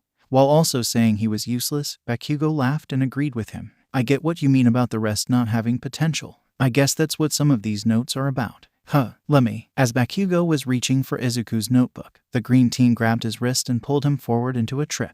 Thanks for the hand-to-hand lessons, Avana. Izuku thanks as Bakugo stumbles a bit. Whatever, but he is right. I'm the only one here who has any chance of being a hero. Bakugo brags while the rest of the class heckles him a bit. Some of the others wonder if Izuku really intends to attend UA as well. Maybe he's just looking to go general course. I mean, it wouldn't be a bad thing. Maybe he'll be a support or business course. He's plenty smart, so he could do a lot of good that way. Not to mention it's about all a quirkless nobody like him could do. Izuku ignored all of these comments and brushed past Bakugo when classes let out. He walks toward a quiet area of town before experimenting with his scanner, eventually finding that he could transform into a creature after a couple of tries and testing. Now let's see. Maybe. Liquilizer, Izuku says before flipping to said battle gear and trying to make it appear. But it didn't work right away. He hummed before equipping the card onto the creature he was transformed into, and then he could summon it to his hand. Izuku smirked while nodding. Okay, that answers that. I need to set my team or creature in gear before trying to use anything. Maybe I'll. Izuku starts before mumbling and transforming a few more times and trying out a few devices away from others. Once again, it fits to be called green might like this, Izuku says while transformed into Maxer once again. He fiddled with it a few times as he started walking towards a tunnel, and then heard a gurgling from a sewage drain. Maxer's instincts kicked in as Izuku jumped back, put his scanner away and then pulled out his liquilizer. Well now, you seem like you're up for a fight. But that gun won't do you any good, Agai the sludge-like entity started. But he couldn't finish as Izuku blasted him with a freeze shot from the battle gear. Well, that was easy enough. Though I have to wonder what I should do now. Izuku thought aloud while looking at the strange heteromorph. I never thought about it given how normal it all is in the love heroes get, but are quirks really a good thing? When you end up like this thanks to one. Izuku thinks before freezing the villain a bit more. And then a manhole was launched from just beyond the tunnel. Halt, villain, for I am here too. Be too late apparently. The one saying this was the current #1 hero, All Might, standing opposite of Izuku and the sludge entity. He looked over Izuku's current form and was interested, and a bit impressed. It's rare to see someone my own height and build, not to mention he seems well-meaning enough, though I don't know all of the details given what I'm seeing.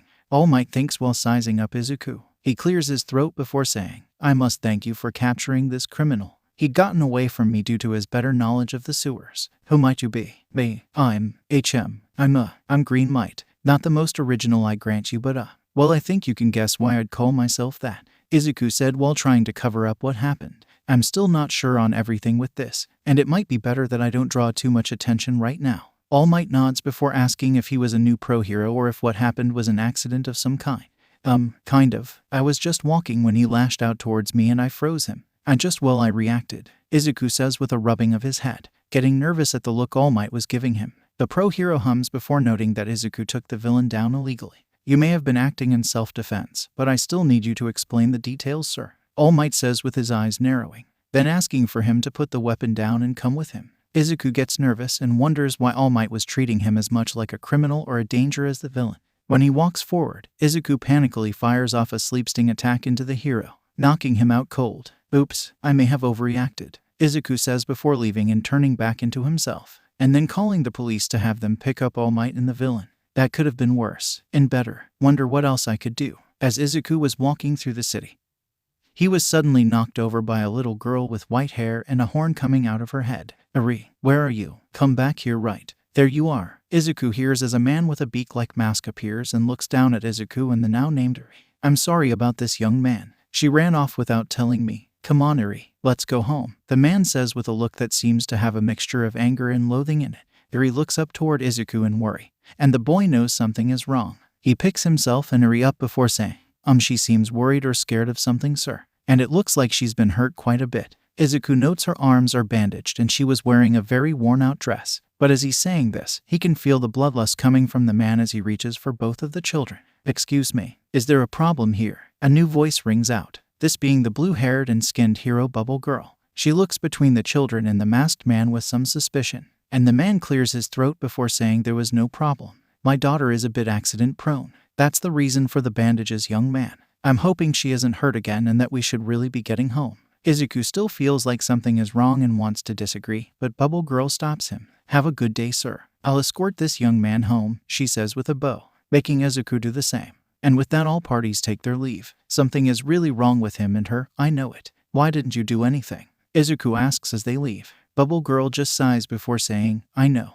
And we do know that he's up to no good. But I or any hero can't really do anything. Not yet. We need more evidence to get warrants and the like. Izuku looks up to her in a bit of shock and asks, but by then she could be hurt even worse. Or she may end up dead. You can't think this is right. The pro-hero sighs before agreeing with Izuku. But it is the law. I can't act before a case can be made. And thus Izuku is told to drop it and leave the matter to the authorities and heroes. Do they really deserve to be called heroes? Izuku starts to think after returning home. He had been considering everything he'd seen in his life and what it meant to be a hero, and how it compared to what his friends in Chaotic had talked about and experienced. How they had helped save the tribes and their people despite their lack of powers. How the comics they had all read were ones where the heroes would do all they could to save and protect, even if the laws didn't allow it. Meanwhile, this world is one that has been touted up as comic book world brought to life. But everything is built around the laws and what define as hero that way, be that licenses or quirks. Izuku thinks aloud while scrolling through his cards. He hums before pulling up his code to Chaotic and transporting there.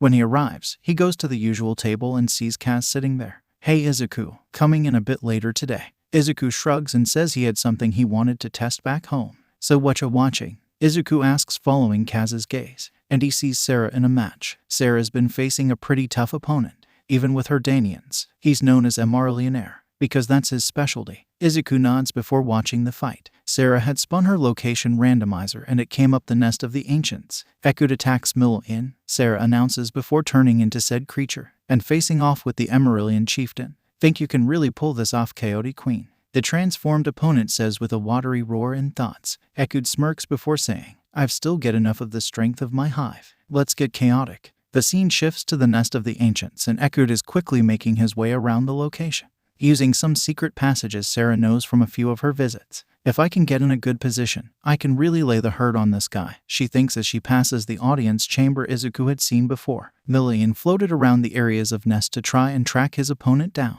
only to get blasted from behind by a strong lavalanche. Echoed leaps down and keeps firing earth attacks but gets blasted by a powerful water blast from the chieftain. The Danian then takes a powerful riptide before activating the power of the hive to regain energy. Try this. Granite balls. Echoed shouts before launching a barrage of stones. The attack knocks the Emerilian closer to the ground and then is wrapped up in a vine snare to be slammed into the walls. Enough. Intimidating melody of MR. The chieftain shouts as he casts the music, crippling the power of Echoed. Even with his hive, he fell to the ground with a groan. Oh man, Echoed's energy is down to almost 10. Izuku says with worry. Kaz agrees but tells Izuku not to worry too much. She's still got a chance to win this fight. And that comes from one last action. You aren't the only one who has a music left. Purge Dirge. And with that, the music causes 15 damage and knocks Mill-In to the ground. Now you're done. Rock Wave. Echoed shouts with a punch to the ground and launches the stones to the Emerilian, reducing it to code. And that basically puts an end to the match. Even though he still had one Emerilian left, Sarah's opponent failed to best her Whamma, especially when she broke out a by morsels to catch up to the Nuncorn as he tried to fly away. You're not getting away. Sludge Gush. Whamma shouts after calling on his hive again to recharge energy, and then rushes toward the purple Emerilian, who unleashes the strongest fire attacks at the creature, only for Whamma to smirk while thinking, "I'm borrowing this from you, Kaz," before firing a rust toxic attack to slow her opponent. But it doesn't completely cover the Emerilian, leaving one arm open to firing attacks. As she was getting close, Sarah leapt from the machine to safety, while letting the bi-motorcycle crash into his opponent and reduce it down to chaotic code. The winner, Coyote Queen, the Drone Master announces as Whamma turns back to human. She tells Emerilian good match before leaving. Upon returning to her usual table, she is surprised and happy to see Izuku. "Hey Izuku, good to see you again. Something happened today?" Sarah asked before getting a drink from a robot. Izuku looked down before saying he wanted to ask them something. "It's kind of important," Izuku says with a conflicted look. Kaz hums before saying they should wait for the others, quickly calling Peyton and Tom who were in perim. Once they arrived, Izuku relays what had happened and his conflicting ideas. "I want to be a hero, but after thinking about some of what that means in my world, well, I'm just not sure they can really get things done. At least not that effectively. It's a bit crazy that you can turn into a creature in your world now. We can't do that. Maybe it's some of the weird situation with you in general." Peyton comments with some awe. Kaz tells Izuku he's jealous because he could prove that it was a real place, like he'd been trying to do for years. Tom, though, seems mad about the situation of Eri and that the heroes couldn't or wouldn't do anything. "It's the laws, Tom. Because of how weird everything is over there, the heroes can't operate like we normally think heroes do," Sarah says while putting her hand atop his. Izuku notices this but pushes it aside to ask what Tom would do. He looks to Izuku and knows exactly what his own answer would be. "If I were you, I'd try to save her myself. But I'm not you. I want you to save her, but it matters more if you want to save her. So that's the real question, do you want to help her?" The younger teen is a bit wide-eyed and asks if this had ever come up while they'd been playing. Kaz jokes and notes that Tom had habit of jumping in to help creatures and even some players whenever he could. Izuku smiled before thanking the teens. "I think I know what I not just want but should do." He then returns to his world and gives his other self the bit of courage or will he was missing. "Okay, time to set up my battle team." Izuku thinks aloud before fiddling with his scanner and choosing a handful of creatures to practice with over the week. "Hold on, Eri. I'll get you out of there." Izuku hummed while looking at his cards, contemplating each that would be useful for the fight to come. "I need to get the girl out first, so it would be better to use. Yeah, gotta go with a Mypedian. Maybe Jade, given I'm green might, still sticking with Maxer. And then, overthinking things again, you damn nerd." Izuku hears behind him. He turns and sees Bakugo stalking him. He looks ready for a fight, but that is nothing new for him. Izuku rolled his eyes and barely acknowledged his bully. But that only incises Bakugo and he gets ready to strike Izuku, only to be surprised when the nerd dodges him nonchalantly. "How? What? Why are you dodging?" the blonde exclaims. "Because I don't want to get hit," Izuku says flatly. The brat snarls before standing to strike again, only to be met with Izuku's elbow to his face. While he is groaning in pain, Izuku finally addresses Bakugo. "Can you not be picking a fight for 10 seconds? I want to talk to you about something." Bakugo sniffles a bit and wipes a bit of blood away before being surprised by the look in Izuku's eyes. He stops wanting to fight for a moment and is willing to listen to what Izuku has to say and talk about. So the pro didn't or couldn't do anything because they need to make a case or whatever about it. "Guess that's the side we don't know about," Bakugo says while sitting on a wall. He notes that he'd still want to fight them and be the hero for that girl. "It's more than you can do. But then again, I'd probably get arrested for doing vigilante stuff. If you had some way to fightin' without a quirk, you wouldn't have anything to worry about." "Not like that's possible." Izuku subtly rolls his eyes but does agree with the explosive blonde. He doesn't thank Bakugo and reminds him that they were a little late. "Let's hurry. I don't know about you, but I don't want to have to listen to a lecture from the teacher," Izuku says before running off. Bakugo yells at Izuku but he leaves the matter alone for the time being. What's he thinking? Or planning, whatever. It's not like he can really do anything. He's just a Deku. While Bakugo is thinking this, Izuku is scheming and planning his next moves. After school, he heads for the woods around Dagaba Beach. Good place to at least start. "Now then, I'll keep it simple and use Maxer with a Cyclance, and I'll include a Geoflourish to test it out." But that, Izuku transforms into the hero of the overworld. "Right, first things first," Maxer says before summoning his Cyclance. He tests a few attacks on the piles of garbage, melting some with fire, burying and compressing them with earth, and testing the shock and other potential of the Cyclance, barely noticing that someone else had arrived, that being Yagita Shinori, or All Might. He was currently in his true form and was inspecting the area as a place to potentially train a successor, or just somewhere he could clean as well. We all do forget where many heroes began. Well now, this is interesting. He steps out and sees the strange person he met the other day as All Might, and he was currently damaging a large amount of garbage, to the point some of it was going out into the ocean. Little much, don't you think? He called out after getting out of his car. Izuku as Maxer was a little surprised to see anyone, but he did what he could to not let it show. Who's this guy? Was Izuku's main thought, and he later voiced that. Toshinori just introduced himself as Yagi and said he was an associate of All Might. He mentioned you in passing. What are you doing out here? The deflated hero asked with a slightly suspicious look. Izuku cleared his throat and tried to come off as accurate to the character as possible. I recently learned how to do many special things, and I wanted to test them in a place where no one could get hurt, or possibly turn me in. Toshinori nods but asks what Green Might could do that would require that, and the size of his eyes matches the size of his pecs in buff form when he sees Green Might unleash a torrent of lava, a few fireballs, and then a punch created a ridge of rock. The green man chuckled before saying, yeah, so you can see why I'd like to be safe about this, let alone finding a bunch of these. He gestured with his cyclones, and then used a tornado tackle through it as well as a lightning burst. The pro has to pinch himself before letting out a slightly maddened chuckle. Okay, weird, and I guess that means you technically didn't freeze that villain with your quirk, but instead did it thanks to some strange support item. Sure, let's go with that, Green Might says, and then tries to move the conversation along. He asks that Toshinori keep quiet for now. I'm not really ready to reveal a lot of things given I don't know much about my abilities. I didn't have any for a long time. Toshinori notices the slightly sad way the man said that, and he had a feeling on the situation. A very late awakening or something. So you've never had training or anything like that? Izuku clears his throat and says it was something like that. The blonde man nods and agrees to keep it a secret for the time being. But you still should register the changes eventually, just to be safe. Green Might gives a slow nod before changing the subject to ask what Toshinori was doing there, only for him to acknowledge he was there for similar reasons to Green Might, mostly in that this place is out of the way. The two share a smile, and Toshinori offers to have a truck brought out so the man could clear or move the pieces of trash better than with just blasting things. That would be helpful. Thank you, Green Might says with a hand extended, and Toshinori shakes it with a smile on his face. Once he was gone though, Izuku let out a sigh of relief. Okay, gonna have to try some other things and maybe work on avoiding people as best I can, Izuku says before deactivating his transformation. He sighed before thinking about the next ways to use his new abilities.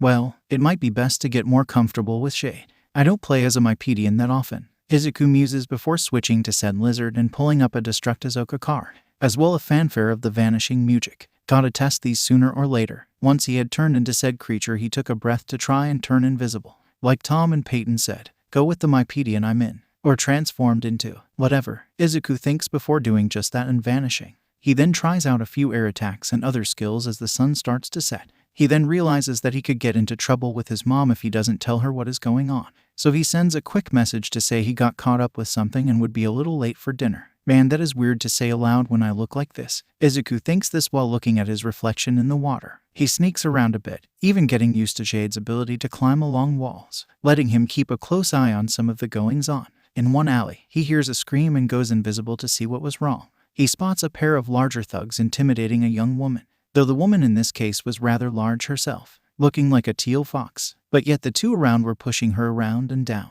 Now then, how about you hand over your money? That or we could find an alternate solution, one says with a poke toward the woman's chest, and before she can cover up, the villain slashed her shirt, making her breasts spill out and her squeak in fear once more. Izuku snarls before calling out lightning burst, and shocking the cat villain, then using his tail to wrap up and body slam the villain. Why, you little, whoa, the other says before Izuku starts to use a tornado tackle and makes the villain spin and fly in the air. And when he lets it up, the villain is dropped in the trash. Are you alright? Jade asks before extending a hand to the woman. She doesn't move her arms given her current state of dress, and the lizard-like being looks around and rips off some of the shirt on the first villain. This should help for a minute. The woman has tears in her eyes before gently taking the cloth. Izuku turns his back and waits for the girl to be decent. Thank you. Who are you, Mr. Lizard? She says while wiping the tears from her eyes. I'd like to know that as well, a new voice calls out. From the shadows, a black-haired man with a black bodysuit and a long scarf around his neck appears. He has a very scruffy face and tired look in his eyes, and his eyes were fixated on Izuku, or rather Jade. So, care to tell me who you are? The man says before his eyes flash red and his hair rises. Izuku narrows his own while contemplating who this could be. Given the entrance, the hair, and that glare, gotta be Eraserhead.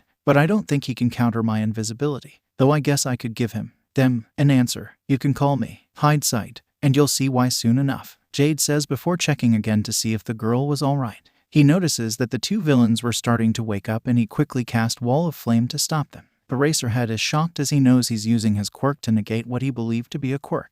I just stepped in because someone needed help, and I don't plan to ignore that. So long. Jade says this before turning invisible and surprising both observing. Once a fair distance away, Izuku sighs before sneaking around more and getting a feeling for how long he could stay invisible. He was near the outskirts of the city, and he saw another group of people being threatened.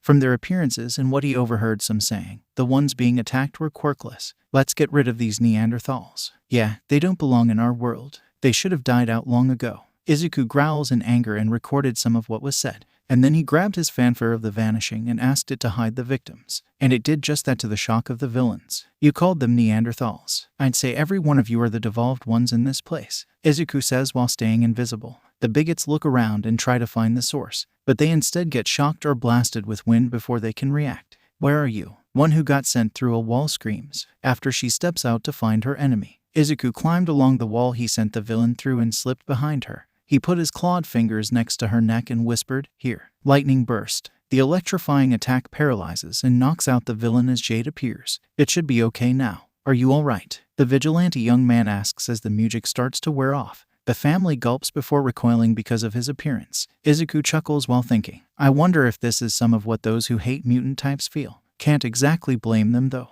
if they've had to deal with this more than once. He tells them he means them no harm and that he just happened upon someone who needed help. Who are you, mister? A little boy asks while looking up at Izuku, and he relaxes his eyes before saying he was hindsight. It fits for a very good reason. Be careful. But that, Izuku turns invisible and slips away before recovering his phone and sending the recordings to heroes and the police. He returned home and rested up for the night, though he laughed as his hindsight persona was lauded as a hero to an extent, given he saved a few different people. But Eraserhead calling him tantamount to a villain was infuriating.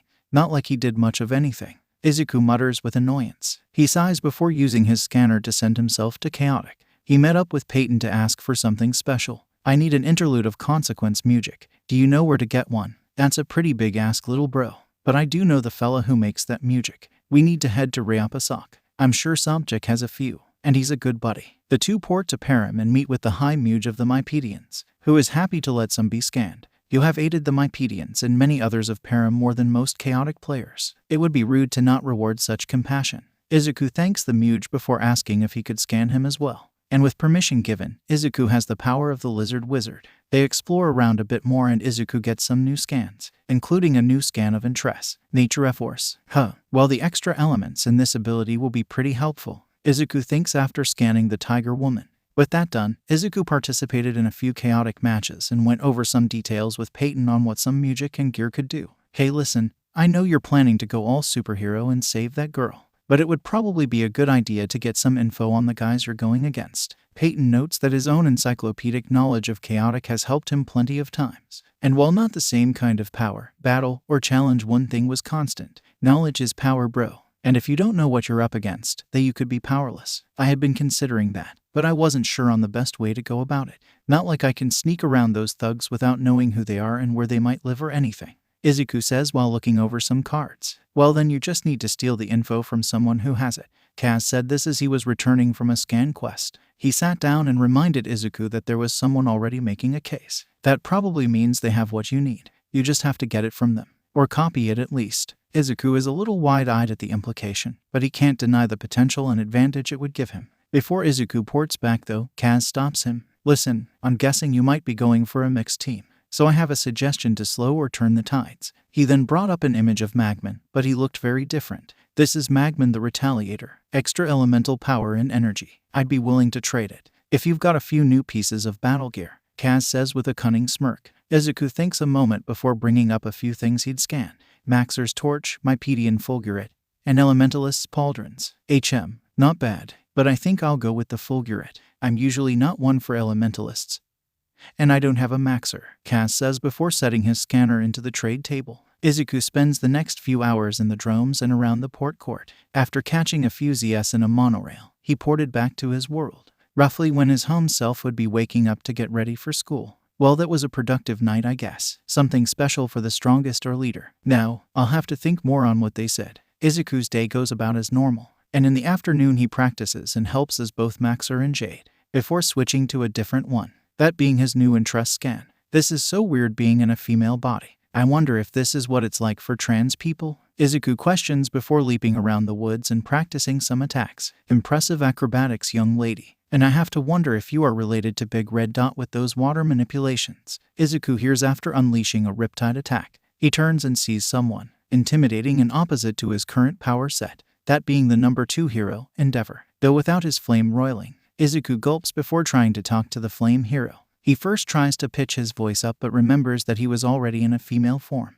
Really gotta get used to this. Cough. Yes, hello Endeavor sir. I'm a little surprised to see you here. This isn't your area of jurisdiction. No, but it is near my home, and I used to train out here until, well, it doesn't fully matter. The man seems melancholy and introduces his family name instead since he was out of uniform. Izuku or Interest notices the sadness as he looks around the area, but doesn't ask right away as the teen has to come up with an excuse as to why he was there. He coughs again before saying, I was practicing. I've never been able to do some of what you've seen before, and it felt risky to try anything without learning what could happen. Todoroki Enji, as he introduced himself, nodded and commended her for that. I've never heard of a late bloomer that came about at your age, but quirks are quite strange, and I'm glad to hear that a young lady like yourself is taking the time to learn that there can be complications if you try to do too much. Izuku notices the sad look once more and decides to broach the question of what was bothering the hero. I've got time. I'm willing to listen. Besides, it could do some good to talk about it. Enji looks to the young lady, then down to the ground, and then his own hand as he created some flames. He sighed before beginning his tale about his eldest child. My son had the potential to become far more powerful than I could ever hope to be. I thought he could surpass me, and All Might someday. But there was a problem. While his power was growing, his body couldn't take it. He revealed that his wife had an ice quirk, and that added to the complications, as his son's body was capable of handling extreme cold but not extreme heat. I tried to stop him, to talk him down and convince him to step away from the dream I pushed onto him. But he was as stubborn as I am, maybe more so. His power consumed him, didn't it? Interest finished with a sad look toward the man, who just nodded and said all they found was a piece of his jawbone. Since then I've been doing everything I can to make sure my youngest won't fall into similar pitfalls, that he'll give it his all to prove what I saw wasn't entirely wrong. But once again the boy is so damn stubborn. Interest laughs at this before saying that it might be some of the problem. You want so bad to prove you were right or that what you saw wasn't wrong. But that probably compounds the problem in matters. Maybe, let go. That or you need someone else who can show him his weaknesses. Though not an adult. You may be right. Are you going to keep training out here? I wouldn't mind overseeing. Maybe introduce you to my family. I think my second son is around your age. Izuku has a minor freak-out moment about that and just says it would be fine, and that he should be getting home. Bounding off in a panic, Izuku shivers after getting away and shouts, okay, didn't need to think about that. He had changed back to human once more and decided to test out something else. He turned into Vidaf and used a magician's lyre to give himself a third magician. He then went over toward Mustafa General Hospital. Phew, okay, let's try a little something else. Izuku thinks before sneaking to the hospital as the sun was setting. He closed his eyes, put his lynx-like ear to a window, and listened to what some of the doctors and nurses were talking about, noting the wing and area where some of the worst injured or ill people were, especially that one guy. I think Recovery Girl is or has been treating him for a while now. Yeah, over in the East Wing with some of the severe trauma victims. Izuku or Videv nods and starts to climb up and towards the wing in question. It's not quite the same, but he can feel some of the people below somehow. Probably has to do with Vidav's ability to heal. Now then, Song of Rejuvenation. Heal those within as best you can. Videv calls out before unleashing his magician toward the floating music. While not an absolute heals, the music provides enough relief to some who were close to dying due to the injuries many of them had endured. And this is when Izuku went to use his magicians to heal a few others below. Not sure what happened to this guy, but he does seem like he needed, as does this lady. Izuku thinks aloud before sending his last two magicians to a pair he could sense. The first being Tashinori, who felt the original healing pulse and then what felt like a spirit enter him, and together they partially restored his stomach and lungs. He'd never be quite at his best, but his time limit was not dwindling anymore and he'd even regained some of his time, able to go at least 6 to 8 hours instead of 3. The other was a sad woman who was broken by a bit of grief and the obsessive nature of her husband, and his brutal methods following the death of their oldest, this being Todoroki Rei. She felt the comforting light enter her, and the heart behind it seemed to bring her peace and some more stability to her mind, especially as she saw some memories of Izuku talked with Enji and could hear all of the regret in his voice. Izuku sighed once it was all done and rolled a bit of a kink out of his neck. Well, that gives me an idea on how to make this work. Maybe I can more to save or help people this way. Izuku thought aloud and was surprised once again. Indeed you could, my good man. Izuku turned and saw an old woman in a uniform with a syringe cane and a belt buckle that had RG on it. "Recovery girl, I didn't actually think you were here when I listened in. Just trying to help," Izuku says while walking toward the edge of the roof. The heroine takes some measured steps toward the Lynx man by her perception before asking a few questions, lead of which being why he didn't use his quirk to become a healing hero like her. This just made Izuku roll his eyes when he thought about the fact she was obsessing about quirks as well. "It's not exactly something I was able to do for a very long time. It's kind of new, and it requires a few things. Besides, I'm not so sure heroes really are heroes anymore. You're talking about things like the obsessions with fame, or the rumors surrounding Endeavor?" Recovery girl asks with a suspicious eye. Izuku clears his throat before saying he wasn't sure about the latter, but definitely the former. "Too many have lost sight of what it means to be a hero, I think. And that's why I'm going a different way." With that, Izuku steps on the railing of the roof and leaps as hard as he can to reach a different building. Shocking recovery girl. She sees the hero getting further away and decides to leave it at that for the moment. "Well played, Mr. Magic Cat. And thank you." Izuku went home and took care of his homework before pretending to be asleep.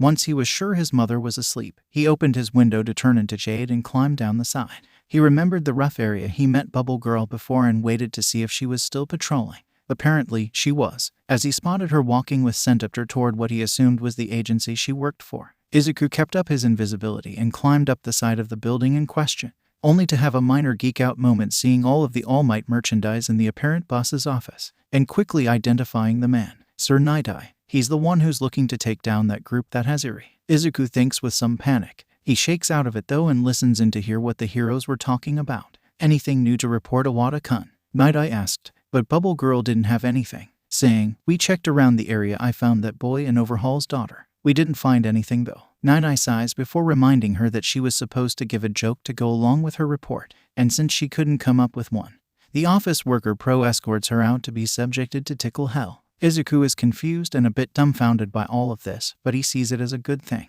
especially when they all leave to discuss and carry out the punishment. "Thanks for that, Bubble Girl. Your sacrifice will not be in vain," Izuku thinks before slipping into some vents to gain access to Nine-Eye's office. Once inside, he checks the computer but finds it all locked by passwords. Luckily, Izuku has a few good ideas on the passwords. The first being the day All Might appeared as a hero in Japan. Second for the files, being when he first started working with All Might. Third, though Izuku was less certain of, he tried a few pertaining to All Might and Night-Eye's birthdays or even other noteworthy dates related to the pair, all while trying to ignore the laughter he could hear from Bubble Girl being tickled.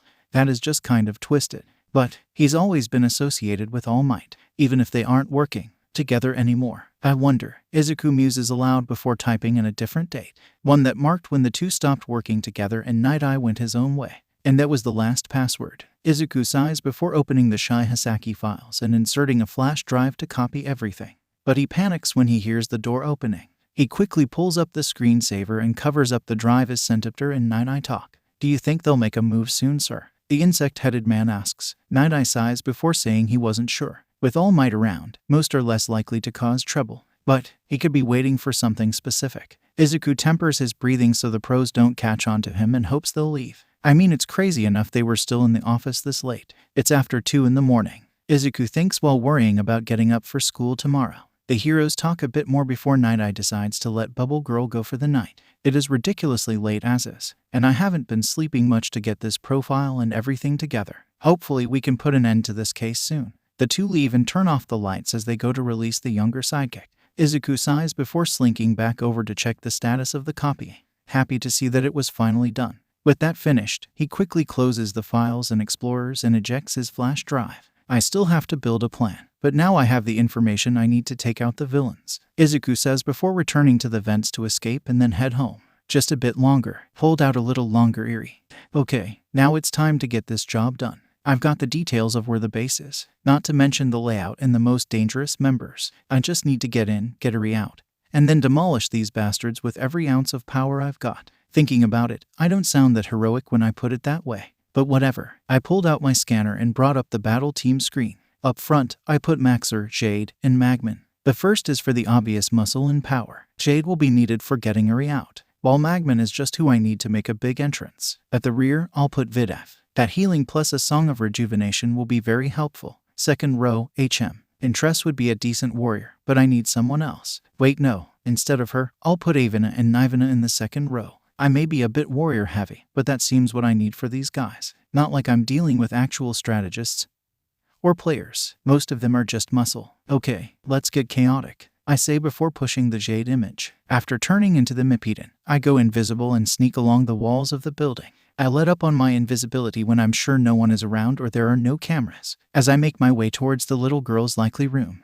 And I have even more incentive to take down these bastards after seeing a lab structure, one that had multiple vials of blood, and notes pertaining to them using Eri and her blood to make drugs and weapons. Seeing that scared little girl is nothing more than a renewable resource, mostly thanks to the leader's quirk, I temper my anger for the moment and steal a flash drive to copy all of the data from the computers, as well as some samples of the weapons and drugs they were making. Done. Now to get Eri out. I listen in to hear the way some of these thugs talk about her to find my way to her room. Inside I see her crying and scared. While the room had plenty of toys and comforts, there is no denying what this place is. It's her prison cell. I fiddle with the lock on the door and slip in while she is crying. Is someone there? She asks with tears running down her face. Sorry, Eri, but I can't have you panicking when you see me. Sleep sting, I say quietly and impact on the girl. Unlike with All Might who just got drowsy, Eri actually falls asleep when she is hit. I pick the girl up and cover her as best I can with my form as I sneak her out the side of the building, covering her more when I spot some cameras turning towards us. It take a few tense minutes, but I get her away from the Shihisaki base and I have her covered with a blanket on a rooftop a few blocks away. I brush her hair to the side with my claws as she snuggles with one of the stuffed animals I grabbed. Sigh, okay, now to get this job done. Time to break the true monster. Not what I am or what Eri is. Chisaki is the only monster here. I think aloud before leaping from rooftop to rooftop. Once I'm in the alley opposite the building, I pull out my scanner and switch to the image of Magman. Hope I don't burn or melt this thing when I need to change again. Well, let's get chaotic, I say before unleashing a lavalanche at the front gate. All of a sudden, those who weren't awake in the Shihisaki base were wrenched from sleep thanks to the attack Izuku unleashed on the front gate. The 8 bullets, thugs, and executives of the organization hurry to the front door to engage the intruder, only to find a mass of lava, both on the ground and walking towards them. Do you know who we are and what we can do? Overhaul demands with a glare. Magman smirks before saying, just a bunch of monsters that need to be taken down. That's all I see. Rich coming from you. The bulky Kendo Rappa says before demanding his partner Tengai make barriers so he can fight Magman. While the monk does comply, it doesn't do much good for him or Rikia who joined in on the attack. Both punch or grab at the villain, expecting the flames to just be an effect or something to intimidate, only to realize that Magman was really made of magma and lava, setting their hands ablaze. Rock wave, Izuku shouts before stomping and using the attack to send both men flying. He then holds up his hands and unleashes flame orb and steam rage attacks to do even more damage. While Rappa is mostly knocked out, Rikia is even more consumed by the flames. When some of the thugs try to run or attack, they meet with similar fates, except those who stuck to ranged attack while being protected by Tengai's barrier. Enough of this, Overhaul shout before slamming his hand on the ground and remodeling the whole area. He then drops the flame using Magman into an area where he thinks his grunts will have a chance, namely, a specially made area that had water all around from the plumbing. It did hurt Izuku a bit and he was still being attacked and swarmed by thugs. Alright, time for a change, he said before firing an attack into the water. The mass of steam blinds the thugs and gives Izuku his chance to make the change. The thugs wander around and demand to know where Izuku was, only for one to get kicked in the side of the head and another blasted by a power pulse. Where are you? One demands before hit with a power punch. When the steam clears, the ones still standing saw a strange woman before them instead of the magma beast they were fighting before. Avena had arrived and made quick work of the rest of the grunts. That's at least done. Now then, Izuku said before adjusting her armor a bit. Still weird, but I think I'm getting used to it, he thinks while running out of the room. He then engages a few more thugs before finding another arena-like area, and he is attacked once more, this time by a few of the remaining members of the 8 bullets. Setsuno removed Avena's gear, but he could barely lift the cyclones he'd stolen.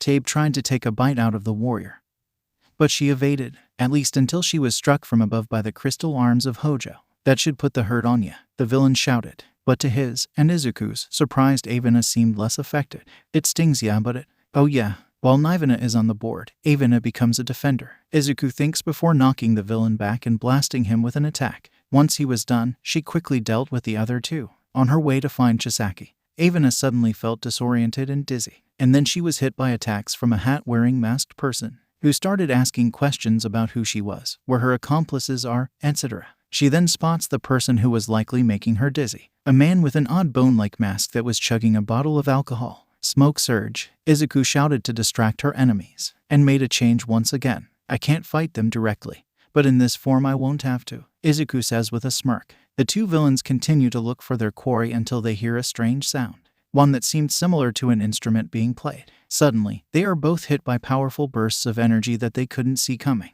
and in a few seconds, the bone-masked villain was out cold, while the hat-wearing interrogator was barely conscious. Sorry, but you won't be getting any real answers out of me, he hears before meeting a blue fist with his face. Nivana now stood before binding the men up and taking off once more. Once again, she quickly dealt with almost all of the villains and thugs that came her way, even taking out Tengai with another sneak attack. She was stopped though by another group of villains, namely the numbers 2 and 3 of the Shy Hisaki. Chronostasis stopped her in time with his quirk, and Mimic appeared out of his usual form to try and end the interloper. Good thing I added an extra magician earlier, Izuku said while unable to move. Nivana's eyes flashed, and once again, the two villains were hit by a force they couldn't see, which in turn lit up Chronostasis's quirk. Nice try, but it's a lot harder than that to take me down. Power slice, and 2 more are taken out of the fight. Now all that remained was the head of the Yakuza, Chisaki Kai. Nivana walked a bit before stumbling slightly. She called upon the power from Vidav to heal herself and push forward. I guess I took more hits than I realized,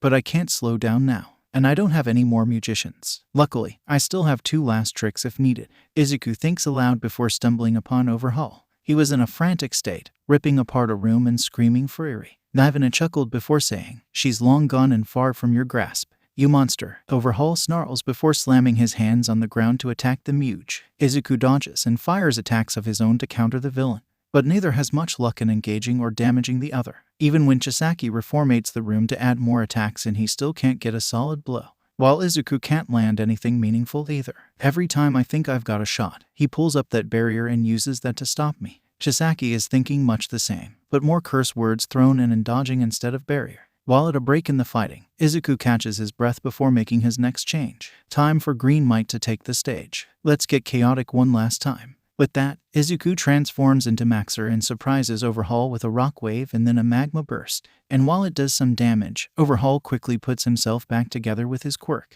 He doesn't see a powerful punch, followed up by a power punch, coming though, and is knocked through a few walls. Just a bit longer, but I need to get him desperate to try anything. Then I can play my ace, Izuku thinks aloud before making a Mujic appear. Izuku then uses a few more attacks against a Overhaul that seemed to be mixed with some dirt among other things and had 4 arms. The strange beast snarled out, it took a few of my other grunts, but at least I've got some more muscle and power to match yours. Izuku is appalled by the callous way he talked about his subordinates and using them as sacrifices. It seems I wasn't wrong in calling you a monster. I'm going to make sure you can't hurt anyone ever again. Overhaul roars about Izuku being all talk and tries to take him apart or just get close enough to end the hero. But Green Might keeps out of his reach just far enough and blasts back with some solid hits of his own. And when he does get close, Izuku powers up a sudden flare attack around his body that burns the creature's hands. The boss's frustration boils to a point that he slams his hands on the ground and sends Maxer up into the air, then pinning him with the stone spires. Now I can finish you, though you are too far for me to just use my quirk on. And frankly, I'd prefer to stay away from you, so I'll end it this way. Oh, I don't think so. Interlude of consequence. Disable Overhaul. Izuku calls out as the music floats overhead and then plays. A beam of light shooting down on Chisaki as it continues to play. Once it is done though, the villain can't tell any difference and laughs at the hero's last-ditch effort. All for nothing. Too bad Eri can't see this. He slams his hands to the ground once more and launches a barrage or stone points to pierce Maxer, only to be surprised when he can't actually control them and it ends up freeing the hero.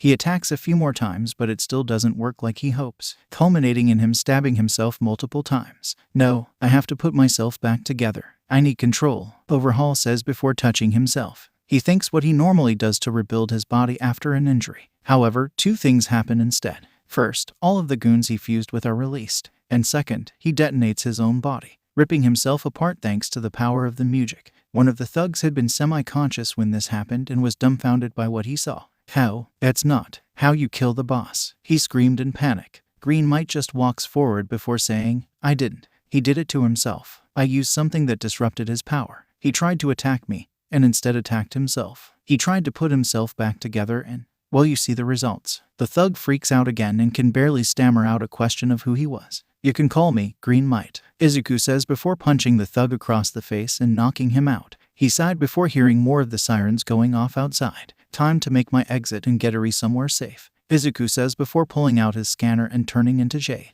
going invisible and evading the officers around. He returns to the roof he left Eri on and sees the girl still asleep. He smiles and quietly says, "Hopefully, there will be far less tears of fear that fall from your eyes, Eri. Now, let's get you somewhere a bit safer." He then quickly made his way to Sir Night-Eye's agency. Once there, he left the girl in the flash drive with all the evidence at the door. He had already seen Night-Eye in his office, based on the glow from the computer, so he buzzed the front door and slinked off to let some good hopefully happen. When Night-Eye arrived, he was dumbfounded by the little girl he knew was Overhaul's daughter on his doorstep, and even more so by the drive she had and all the evidence on it. He then got a call from an officer that the Shy Hisaki had been taken down.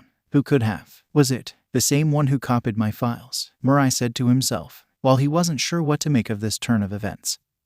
He did know what needed to be done first and foremost. Eri had just been sleeping on one of his couches as she started to wake. She looked around and was nervous about not being in her room anymore, certain that Chisaki would punish her or anyone else who had spirited her away. "It's all right, Eri. You're safe," Mirai said in a gentle tone. He kept his distance in case her quirk started up, and while she was glowing, what the hero said next calmed her down. "If you're worried about Chisaki, you don't have to be. Someone took care of him. You're free now." To prove it, Night-Eye showed Eri the computer screen and the destroyed Shy Hisaki headquarters, including some images of the villains she knew were around, and how they were all injured to the point of not being a threat anymore, including reading one very important thing. Chisaki Kai announced dead. Apparently, the result of an attack or ability that made his quirk rampage and ripped him apart, courtesy of a strange vigilante calling himself Green Might. Mirai said. Hearing that, Eri trembled before starting to tear up at the fact her tormentors were gone and she really was free. Her quirk shutting down, Mirai was at ease enough to come close and pat her head and reassure the girl, with Eri gripping his arm in happiness. Izuku meanwhile watched from across the street while still invisible. He smiled and a few tears fell from his hidden lizard face. "Dang, didn't know this could happen too. But good for you, Eri. Now, what happens next is up to you and no one else." He climbed up the side of the building and looked up to the moon with a smile. "This is how I can be a hero. I can do a lot more good like this compared to what most who call themselves heroes can do," Izuku thought aloud before heading home. Izuku yelled in panic as he and Tom were running out of the bushes in the forest of life. "Guess Stalik still isn't a fan of being scanned," Tom shouted while dodging a pebble storm attack. "You think?" Izuku shouts as they keep running through the brush, at least until they were standing above a waterfall. "I'll get you yet," the horse-headed centaur said before stomping to launch a rock wave. "Time to jump," Tom said while grabbing Izuku's arm. "You are way too used to THSHTS," Izuku said before hitting the water. After they had swam for a bit and got to shore, Izuku grumbled about not getting new scan, at least until he saw a strange-looking creature running through the bushes with another chasing him. "I'll get you, Yokis. This isn't funny," the second creature yelled. "Maybe not, but this is hilarious," Yoki shouts as he fires an attack that makes a log swing at the creature, who dodges and taunts that they won't fall for that, only for said log to strike another point and catapult the creature to the lake. Yokis cackles incessantly before running off to his home. "Wow, that was interesting. And so is that creature. I wonder what he could do for a team," Izuku said before going after the creature. Tom tried to warn Izuku away from the challenge, but the boy didn't listen. "Funny how things repeat themselves," Tom said while watching Izuku fall victim to the various traps and pranks Yokis had around his house. Oh, gross," Izuku said while pulling stickleberries out of his backside and wiping off the sludge he'd been covered in. Tom chuckles before saying, "Yeah, it seems like he's added more tricks and traps to his repertoire. How about we head back?" Izuku nods before asking if Tom went through something similar, and the older teen has a complicated look on his face before admitting he did. Once they returned, they found their friends at their usual table. "Hey, whatcha guys watching?" Izuku asked. Peyton greeted the pair and told Izuku they were watching Sarah's Codemaster match, but it's not going so good for Sarah Bear. She's down to her last creature and Codemaster Chirrell still has 3 creatures. To illustrate, Sarah was currently stuck with Kebna and being chased by Chirrell's own odd Danian, one that seemed more like an underwater insect, and was pounding away at her with water attacks. "Sorry to say, Chaotic Queen, but you won't make it out of this battle." Rain spears. Kebna's eyes widened before sprinting off to avoid the attack. No choice, she thought before using her last music, Swarm Song. She calls out before the attack hits, and the resulting damage and one last chance Earth Pulse does enough damage to defeat the creature. "It seems I was wrong. Well done, but was it worth it?" Chirrell asked once they returned to the drome. Sarah looked down before admitting she wasn't sure, "But I'll try to make the most of it." It was the Codemaster's attack, so he spun the location randomizer. Castle Wrathwhack is up, and Sarah has hope given Kebna had the earth element, but her opponent seemed to have it as well, given the creature looked to be coated in rock and stone or made of it. Lothix attacks Kebna, Cheryl announces before touching the screen. Sarah mirrors this and turns into Kevna with a gulp. With a flash, the strange location was shown. Okay, I can do this. I can do this. I can gutch. Sarah starts before getting blasted in the back by a pebble storm. Lothex then bursts from the ground and uses a clean slide to rush forward and deal extra damage. Kevna shakes his head before using a tech to strike to buy a moment to get away. It lands solid, but she doesn't notice it did far less damage compared to the usual power. Nice try, but that won't help you, Lothex says before sinking into the ground without digging. Tom notices this and lets out a sigh. I don't think Sarah's winning this match, he said while ordering some food. And while Izuku and the rest wanted to deny, they couldn't. It didn't look good. And it was paid off by Kevna getting pulled into a slow sand attack. He used a vine snare to try and pull himself out, but Lothex uses 2 more attacks to finish the match. First was a Sunderground to open up the earth beneath Kevna, and then Mineral Mayhem to do damage and cut the vines, coating the Danian Battlemaster and ending the match. Sarah walked back to their usual table before sitting in grumpy frustration. Man, I had some hope when I beat Slepta, but Lothex I barely had a chance to fight, she said before getting handed a soda from the robots. Yeah, I think that's thanks to its ability. I checked the stats, and Lothex has an ability to reduce damage taken from earth attacks, let alone the boost he got from Castle Wrathwhack, Tom explained while trying to console her. But it has mixed results. He accepts that she was probably going to lose if that was the case. But that makes me all the more frustrated. I almost always use creatures that use elements. Kaz agrees and notes it was no different from most other players. Peyton chimes in with, that might just be his favored strategy. Some of the best attacks require elements after all. And a lot of us build our decks around those ideas. Izuku hums before noting that he didn't often use elements in his fights. Well, except for when I fought the Yakuza. There I really needed to rely on elements given a lot of quirks need someone to be touching them to activate. Tom nodded and said he was proud of Izuku for stepping up like he did. And pretty smart giving those fake names for each creature. Gives you a good way to hide. As they were talking though, Tom got a call on his scanner. And who would appear on the screen but Codemaster Tarasis. Major Tom, I am contacting you to challenge you to a Codemaster match in my drome. If you accept, then meet me in 72 hours for your next challenge. Tom was wide-eyed by this but gulps and agrees to the challenge. Oh man, another big one for you Tommy boy. Yeehaw. And if you win this one, it'll be 4 Codemasters you've beaten. Peyton says with a big smile and rough pat on Tom's back. Tom though looks uneasy before shaking his head and heading over to the trade tables. This could be pretty big. I've got to get ready for all of the challenges Tarasis could throw at me. Kaz agrees and they start working on a strategy. Izuku breaks up the thoughts by asking, what's a Codemaster match exactly? Peyton and Sarah look at Izuku funny but then remember that they stopped short with the explanation. Okay, we'll go over the basics little bro. They explain how there is a Codemaster for each battle drome, reminding him about the role they play in the pseudo-laws of chaotic. But aside from that, they also act like, well, bosses in other games. Each of them has experience in creatures most of us have never used, let alone locations that are pretty rare, Sarah says before Peyton takes over again. When you win 7 times in the drome, you challenge or might get challenged by a Codemaster. And if you win, then you can get one of their ultra-rare locations to scan even more crazy creatures and gear. And Tom's beaten 3 of them already. Izuku was wide-eyed hearing this and wanted some details from the older team. But Tom was laser-focused on preparing and planning to face off with Tarasis. So Peyton pulls Izuku to the side and a different table to watch the records. After Tom had put together a rough lineup, Kaz excused himself to show Izuku some of his Codemaster matches as well. I may not have won as often as you, but I do have a few I'm proud of. With that, it just leaves Sarah and Tom at the trade table. Hey, you, okay? Sarah asks before sitting next to Tom. The black-haired teen sighs while looking at his scanner, deck, and lineup. Yeah, well no, not exactly. This just keeps making me think of the offer Krellin gave me. Sarah nodded before saying, the chance to be a Codemaster yourself, right? Tom nodded as Sarah took his hand. I know I have a pretty good record, but I'm surprised they offered it to me before a lot of others. Herculean would be one who would make a good battler if nothing else. Yeah, but there's one problem with him. He's way too caught up in trying to prove overworlders are better. And with as temperamental as he is to ones like Cass, he wouldn't make for a sensible leader. Sarah reasons before reminding Tom of all the good he's done, not just for Izuku or some other rookie players, but for Chaotic and even Perim. You've been a friend and helper to all those who would need it.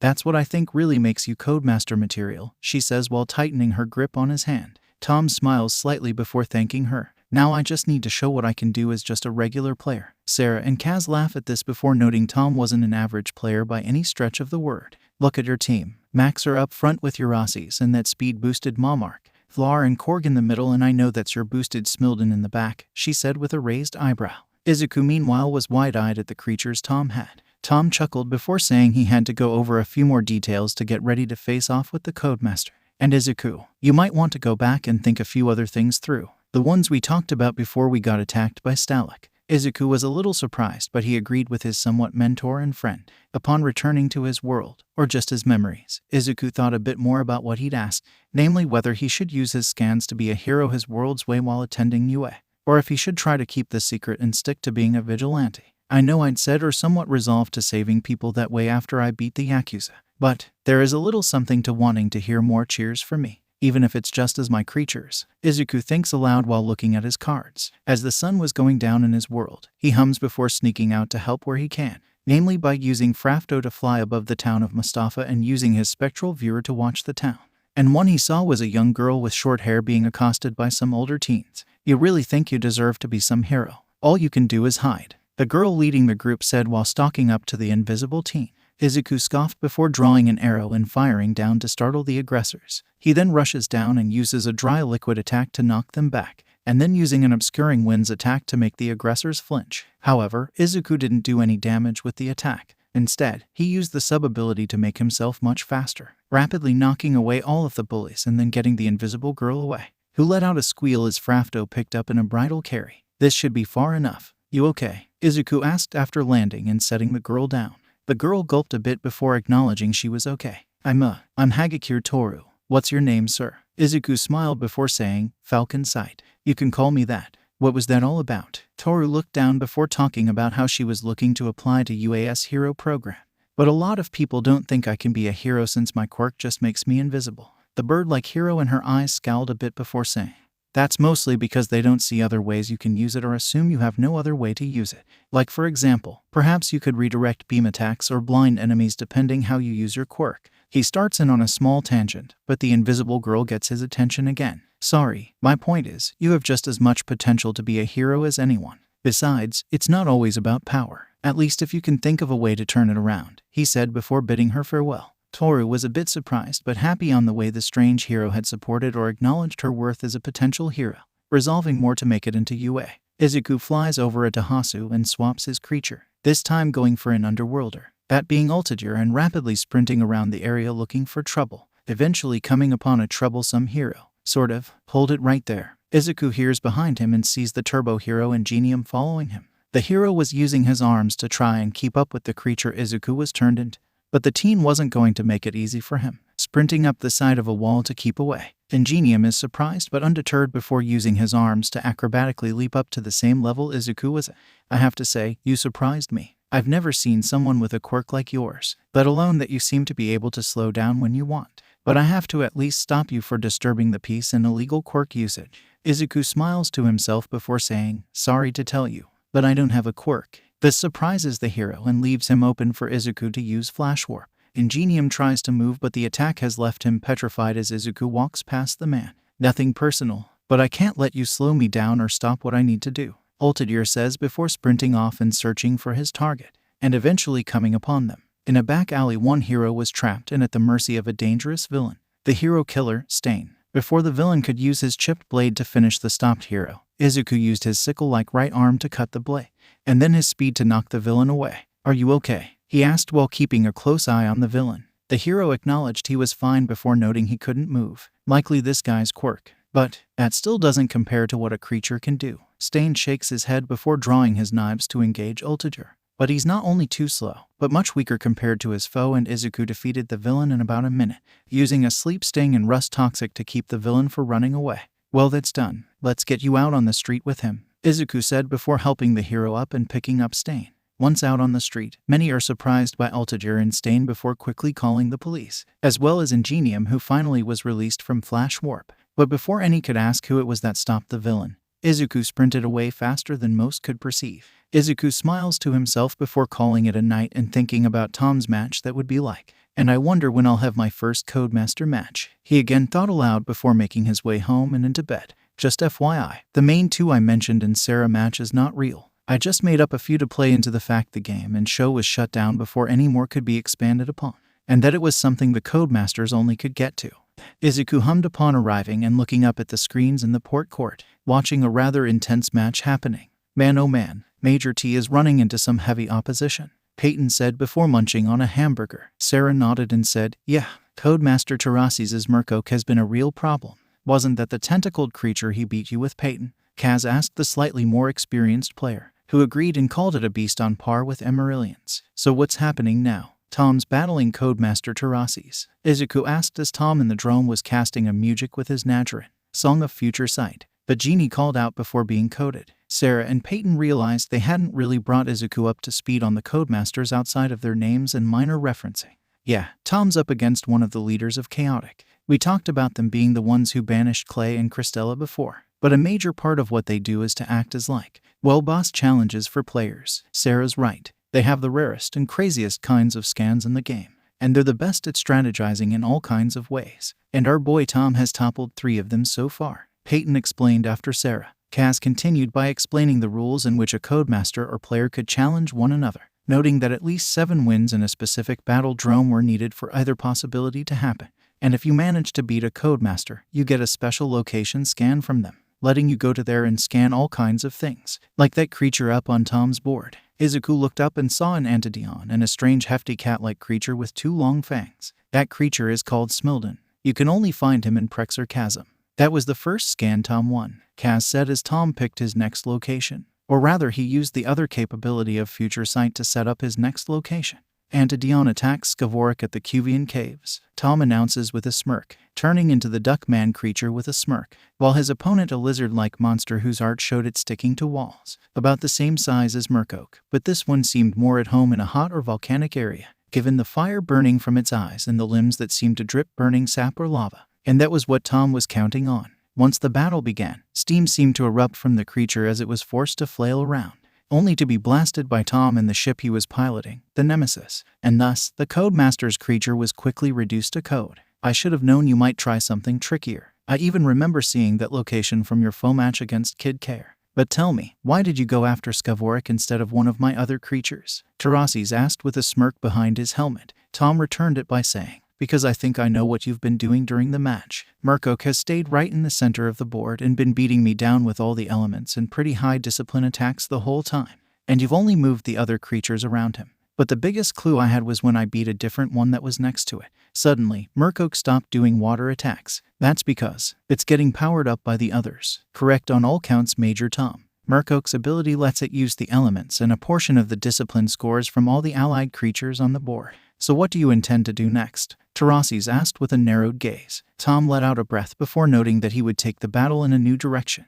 And to that end, he pulled Antedion back along with Smilden and his revived Vlar at the rear, forcing Terasi's to move his creatures forward to engage Tom's, attacking Antedion with an Earth user Garapko and defeating him. But Tom was able to counter with his Smilden and the use of Geo Flourish and Ballad of the Belittled once his opponent's disciplines were reduced enough. As Tom moved his Vlar forward, Terasi's was forced to move his second-to-last creature forward as well, namely, the Wind Attacker Hericher, a bird-like creature that attacked Tom's Vlar from the sky with a jetpack that amplified air and fire attacks. Well, that's great. Just need to wait for the moment, Vlar said while hopping and jetting around the trees of the location. His moment comes when the bird dives at him with a hammer dash attack. Vlar backflips just in time and swipes the jetpack off of his opponent.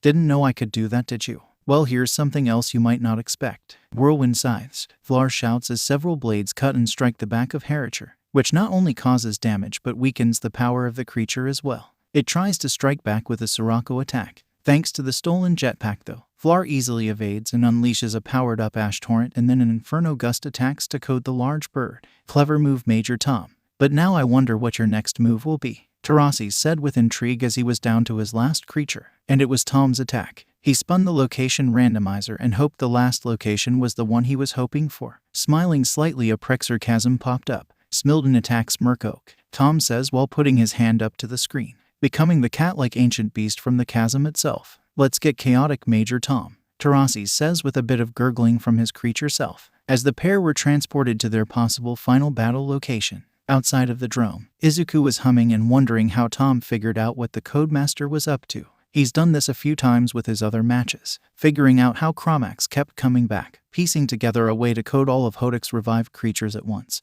and figuring out Chirrell's music and magician draining strategy to the side and turn it against her. Kaz notes, smiling while thinking about how his best friend helped him with his own Codemaster victory. It's part of why Tom's become kind of famous. No one else can say that they've battled or beaten as many Codemasters as he has. Though I wonder what he's betting on with Prex or Chasm, Sarah said before looking back up at the match in progress. Within, Smilden was blasting away with a few attacks as Murkoch fired back with a few of his own. It's not as strong as before, but it still hits hard. I didn't bring us here for no reason though, Tom thinks after using a shockblade attack on a few of the surrounding trees, pinning his opponent's limbs, and just in time for what Tom had been waiting on, the blight of Prex or Chasm. It roared as it made its way to attack the pair of creatures. Murkoch's eyes were wide as the disease-like entity started blorping and squirming its way toward them, trying to use attacks to free itself. No good. I'm not strong enough now, Tarasi's thought as he only cracked a few of the large trees off his limbs. Smilden meanwhile smiled as he started climbing up the side of the chasm and protecting himself with a few of the crystals that lined the cliffs, stopping the blight's attacks. But Tarasi's wasn't as lucky and was quickly overwhelmed by the mass of green and purple, ending the match with Tom's victory. Not many were celebrating back in the port court though,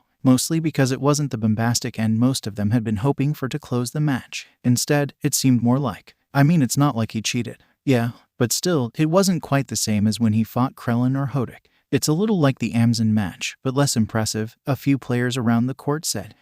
Well, that was certainly an interesting way to end the match. And very clever. I see why Codemaster Krellin has had his eyes on you. Not to worry, Major Tom. I'm not one for making it hard for the victors of my matches to get to their new locations. You have earned this, Tarasi said before pushing a series of buttons on his Codemaster scanner. And Tom was given a scan of a special group of islands, one that Tarasi's noted he'd find several large and impressive creatures among the archipelago location gifted. May it serve you well in future matches, no matter what form those take. And with that, Tarasi's lowers down into his drome. As he was finishing his descent, a person calls out to him from behind. So, do you still have doubts about his potential? Krellin says with his hands behind his back. Tarasi sighs slightly before addressing his friend. No, he has proven himself to me with this victory of his. If he had lost again, then I might have stayed opposed. But he was clever in how he took the battle his direction. Good to hear, Terrence. Now it just comes down to if Major Tom feels he is ready, I suppose, Krellin said as the pair adjourned to talk with the other Codemasters. While this was happening, Tom was being congratulated by his friends, as well as a few other watchers of his match. Slick Nick, Shinwin, and a handful of others who knew Tom congratulated him before his main friends. Nicely done, bro. That's Codemaster number 4 under your belt, Peyton said with a clap on Tom's shoulders. Kaz said much the same, and Izuku noted how creative it was how he used locations to defeat his opponents, let alone that crafty strategy of using Vlar to steal your opponent's gear and power up your attacks. Tom chuckles before admitting it was only possible if Vlar didn't have gear. That's why I wasn't upset when he first got coded, he said before giving Sarah a look. Both looked like they wanted to do or say more, but they were in public and their two older friends reminded them about that matter. Sarah cleared her throat and said, "Great job as ever, Tom. Now you've got a cool new location, right?" "Oh right, here it is," Tom said before showing the location in question. It was called the Calcuran Archipelago. So, this is where Codemaster Tarasi's got all of his crazy big beasts and whatnot? Peyton asked with some excitement, mostly because he was never sure where the creatures that beat him were from. Kaz was excited too and wished he could go with his best friend. "Last time we did that, you ended up blabbing the secret of Dranaki's threshold to everyone." Sarah's biting comment made Kaz wince while Izuku looked on in confusion. Tom noticed this and suggested that they all take their seats at their usual table, before recounting the story of the threshold and various troubles that came with it. After hearing the whole story, Izuku had to agree it was Kaz's fault. "You didn't really think that through, did you?" he asked with a raised eyebrow Kaz's direction, who grumbled and tried to say it wasn't his fault. "Kaz, be serious. This is kind of the same problem back home. You're so obsessed with chaotic and trying to prove it's real that everyone sees you as crazy. You almost had all of your chaotic stuff taken because of it. What's wrong with trying to prove it's real?" Kaz shouted in frustration. This time Sarah and Peyton had to point out the problems with trying to prove chaotic's existence. Namely, how he wasn't actually transported to the world of chaotic, just a mental copy of himself. And anyone who could or might corroborate his story would be written off as being asked prior that they agree with him. Izuku gives Kaz a look, but then it changes to slight understanding gaze before saying, "Why do you want to prove it's real so badly? Because honestly, it almost feels like you're wanting is what I've gone through in wishing to be a hero in my world." Kaz and all of the older teens were wide-eyed hearing Izuku's point. The redhead sat back before pulling up his glasses to rub his eyes. "That's not inaccurate. I wish everyone really understood just how cool not just the game but chaotic itself really is." And, well, I want to prove it's real so everyone knows I'm not crazy. Tom looked down upon hearing that before sighing and looking at Izuku again. He hummed and thought about a number of things, something Izuku picked up on and asked him about. It's you know what, Izuku? How about you and I go on a scan quest? Let's go to Rock River Canyon. I want to show you something special. Sure, Tom. I guess I could be up for that. But don't you want to check out your new location first? Izuku said with some confusion. Tom waved it off by saying he could do that later, hurrying Izuku off to the transport center. The rest of his friends, though, were confused. What was that all about? Peyton asked, and Kaz just shrugged. Sarah, though, had something of an idea from all the times she and Tom had talked. Wonder why he asked Izuku. Maybe because he's not from our world, she thought before saying she was going to head home. With Izuku and Tom, though, they quickly made their way through the location and explored a special region of the canyon. So this is the Crystal Cave. Cool location, Izuku says before trying to get a scan. Tom stops him, though, and says, save your location scan for somewhere else. He then guides Izuku to Akarak Cavern and the strange low-gravity field it generated. After Izuku had some fun moonleaping around the location, Tom told Izuku the story of the place and what it somewhat meant to him. This was where I stopped Simon and his crew from destroying locations. So does that have something to do with why you've been a bit uneasy when talking about some Codemaster things? Like, what are they looking to make you want or something? Izuku asks while the location scan was running. And the grunt, and then seeing Tom looking down, told him he was correct. He tries to backpedal and say he wouldn't say anything or that it wasn't a big deal. No, it is, and that's some of the problem. And why I wanted to talk to you, Izuku, Tom said before taking a seat on the upper rocks of the cavern. He patted the spot next to him before talking with Izuku more on the matter. How Krellin had initially come to him and his player guys to talk with him more on the matter, saying, Krellin or Curtis thought I would be perfect to take up the position because of all the different kinds of good I've done, helping creatures in Perim, stopping Clay and other dangerous players' plans and scams, even protecting locations and similar, even with no reward. But you're uneasy because of the responsibility and other things, feeling like you aren't worthy of a position of leadership like the Codemasters. You'd maybe rather stick to just being a good friend and helper in the day-to-day of chaotic, like you did for me and a number of other newbies. Right? Izuku's description and insight makes Tom chuckle before leaning back. Izuku, be honest. As someone who enjoys chaotic, someone who's been a hero with the very powers we only get in the game, and someone who knows me, maybe not well, but knows me as a mentor, do you really think I can do this? The green teen doesn't hesitate. He gives a quick yes and noted that Tom might be able to do even more for chaotic, the players, and maybe even Perim itself if he took up the position of Codemaster. I just hope you'll still have time to show me more things. Codemaster Tom, Izuku teases while looking over the first few things he scanned while traveling with Tom and Kaz. Tom gets a laugh at Izuku's joke before looking over at the scans from Izuku's first scan quest. Thanks, Izuku. Listen, how about we get you a special creature for your deck? I have someone special I want to see in mind, Tom says before telling Izuku to set up for Kuru City. The two meet up at the overworld arsenal where Izuku assumes he was going to scan Bodil or his assistant.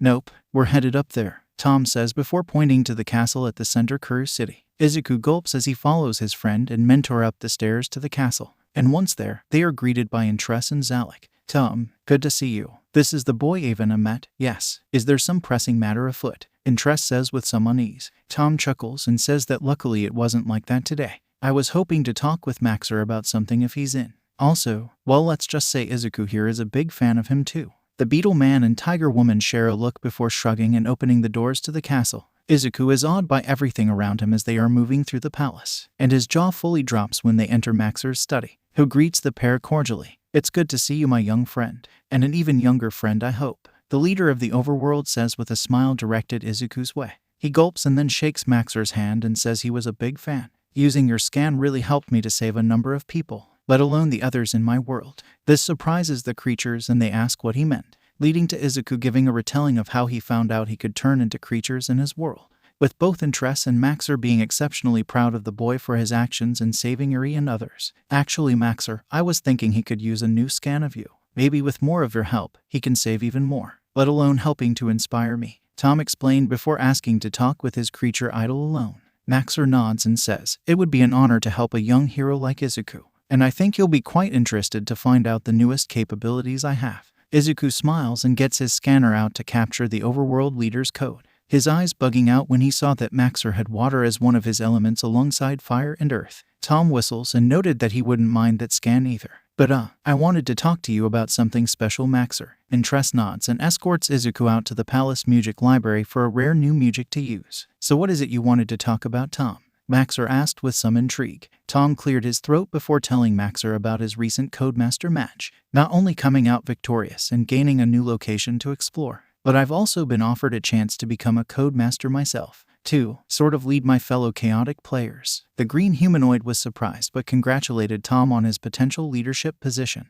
at least until he noticed Tom's face. You're not sure if you are ready or worthy of such a position? Yes, Maxer questioned with a light smile. Tom nodded and said that Izuku had given his side as someone who had been helped by Tom more than once. But I also wanted the advice of someone who knows what it means to lead. And that's you. Maxer smiled slightly and closed his eyes. I know all too well about those thoughts, Tom. I thought and felt those same things myself back when I took over leadership of the tribe from my father. They never truly go away, but you must face each day like you might a battle, ready for whatever comes and to make decisions, good or bad. But know that I am proud of what you've done for Perim, and proud to call you a friend. Tom's eyes get a little misty hearing that and thanks his creature friend, shaking his hand before going to find Izuku again, who was celebrating at having gotten a fluid fugue music to complement his new water-attacking Maxer. The pair chuckle before thanking the overworlders again and porting back to chaotic. Once there, Izuku saved his new scans while Tom called Peyton and Cass, finally telling them about what he'd been offered. To say they were floored would be an understatement, but Tom managed to put enough of a lid on them to mention something important.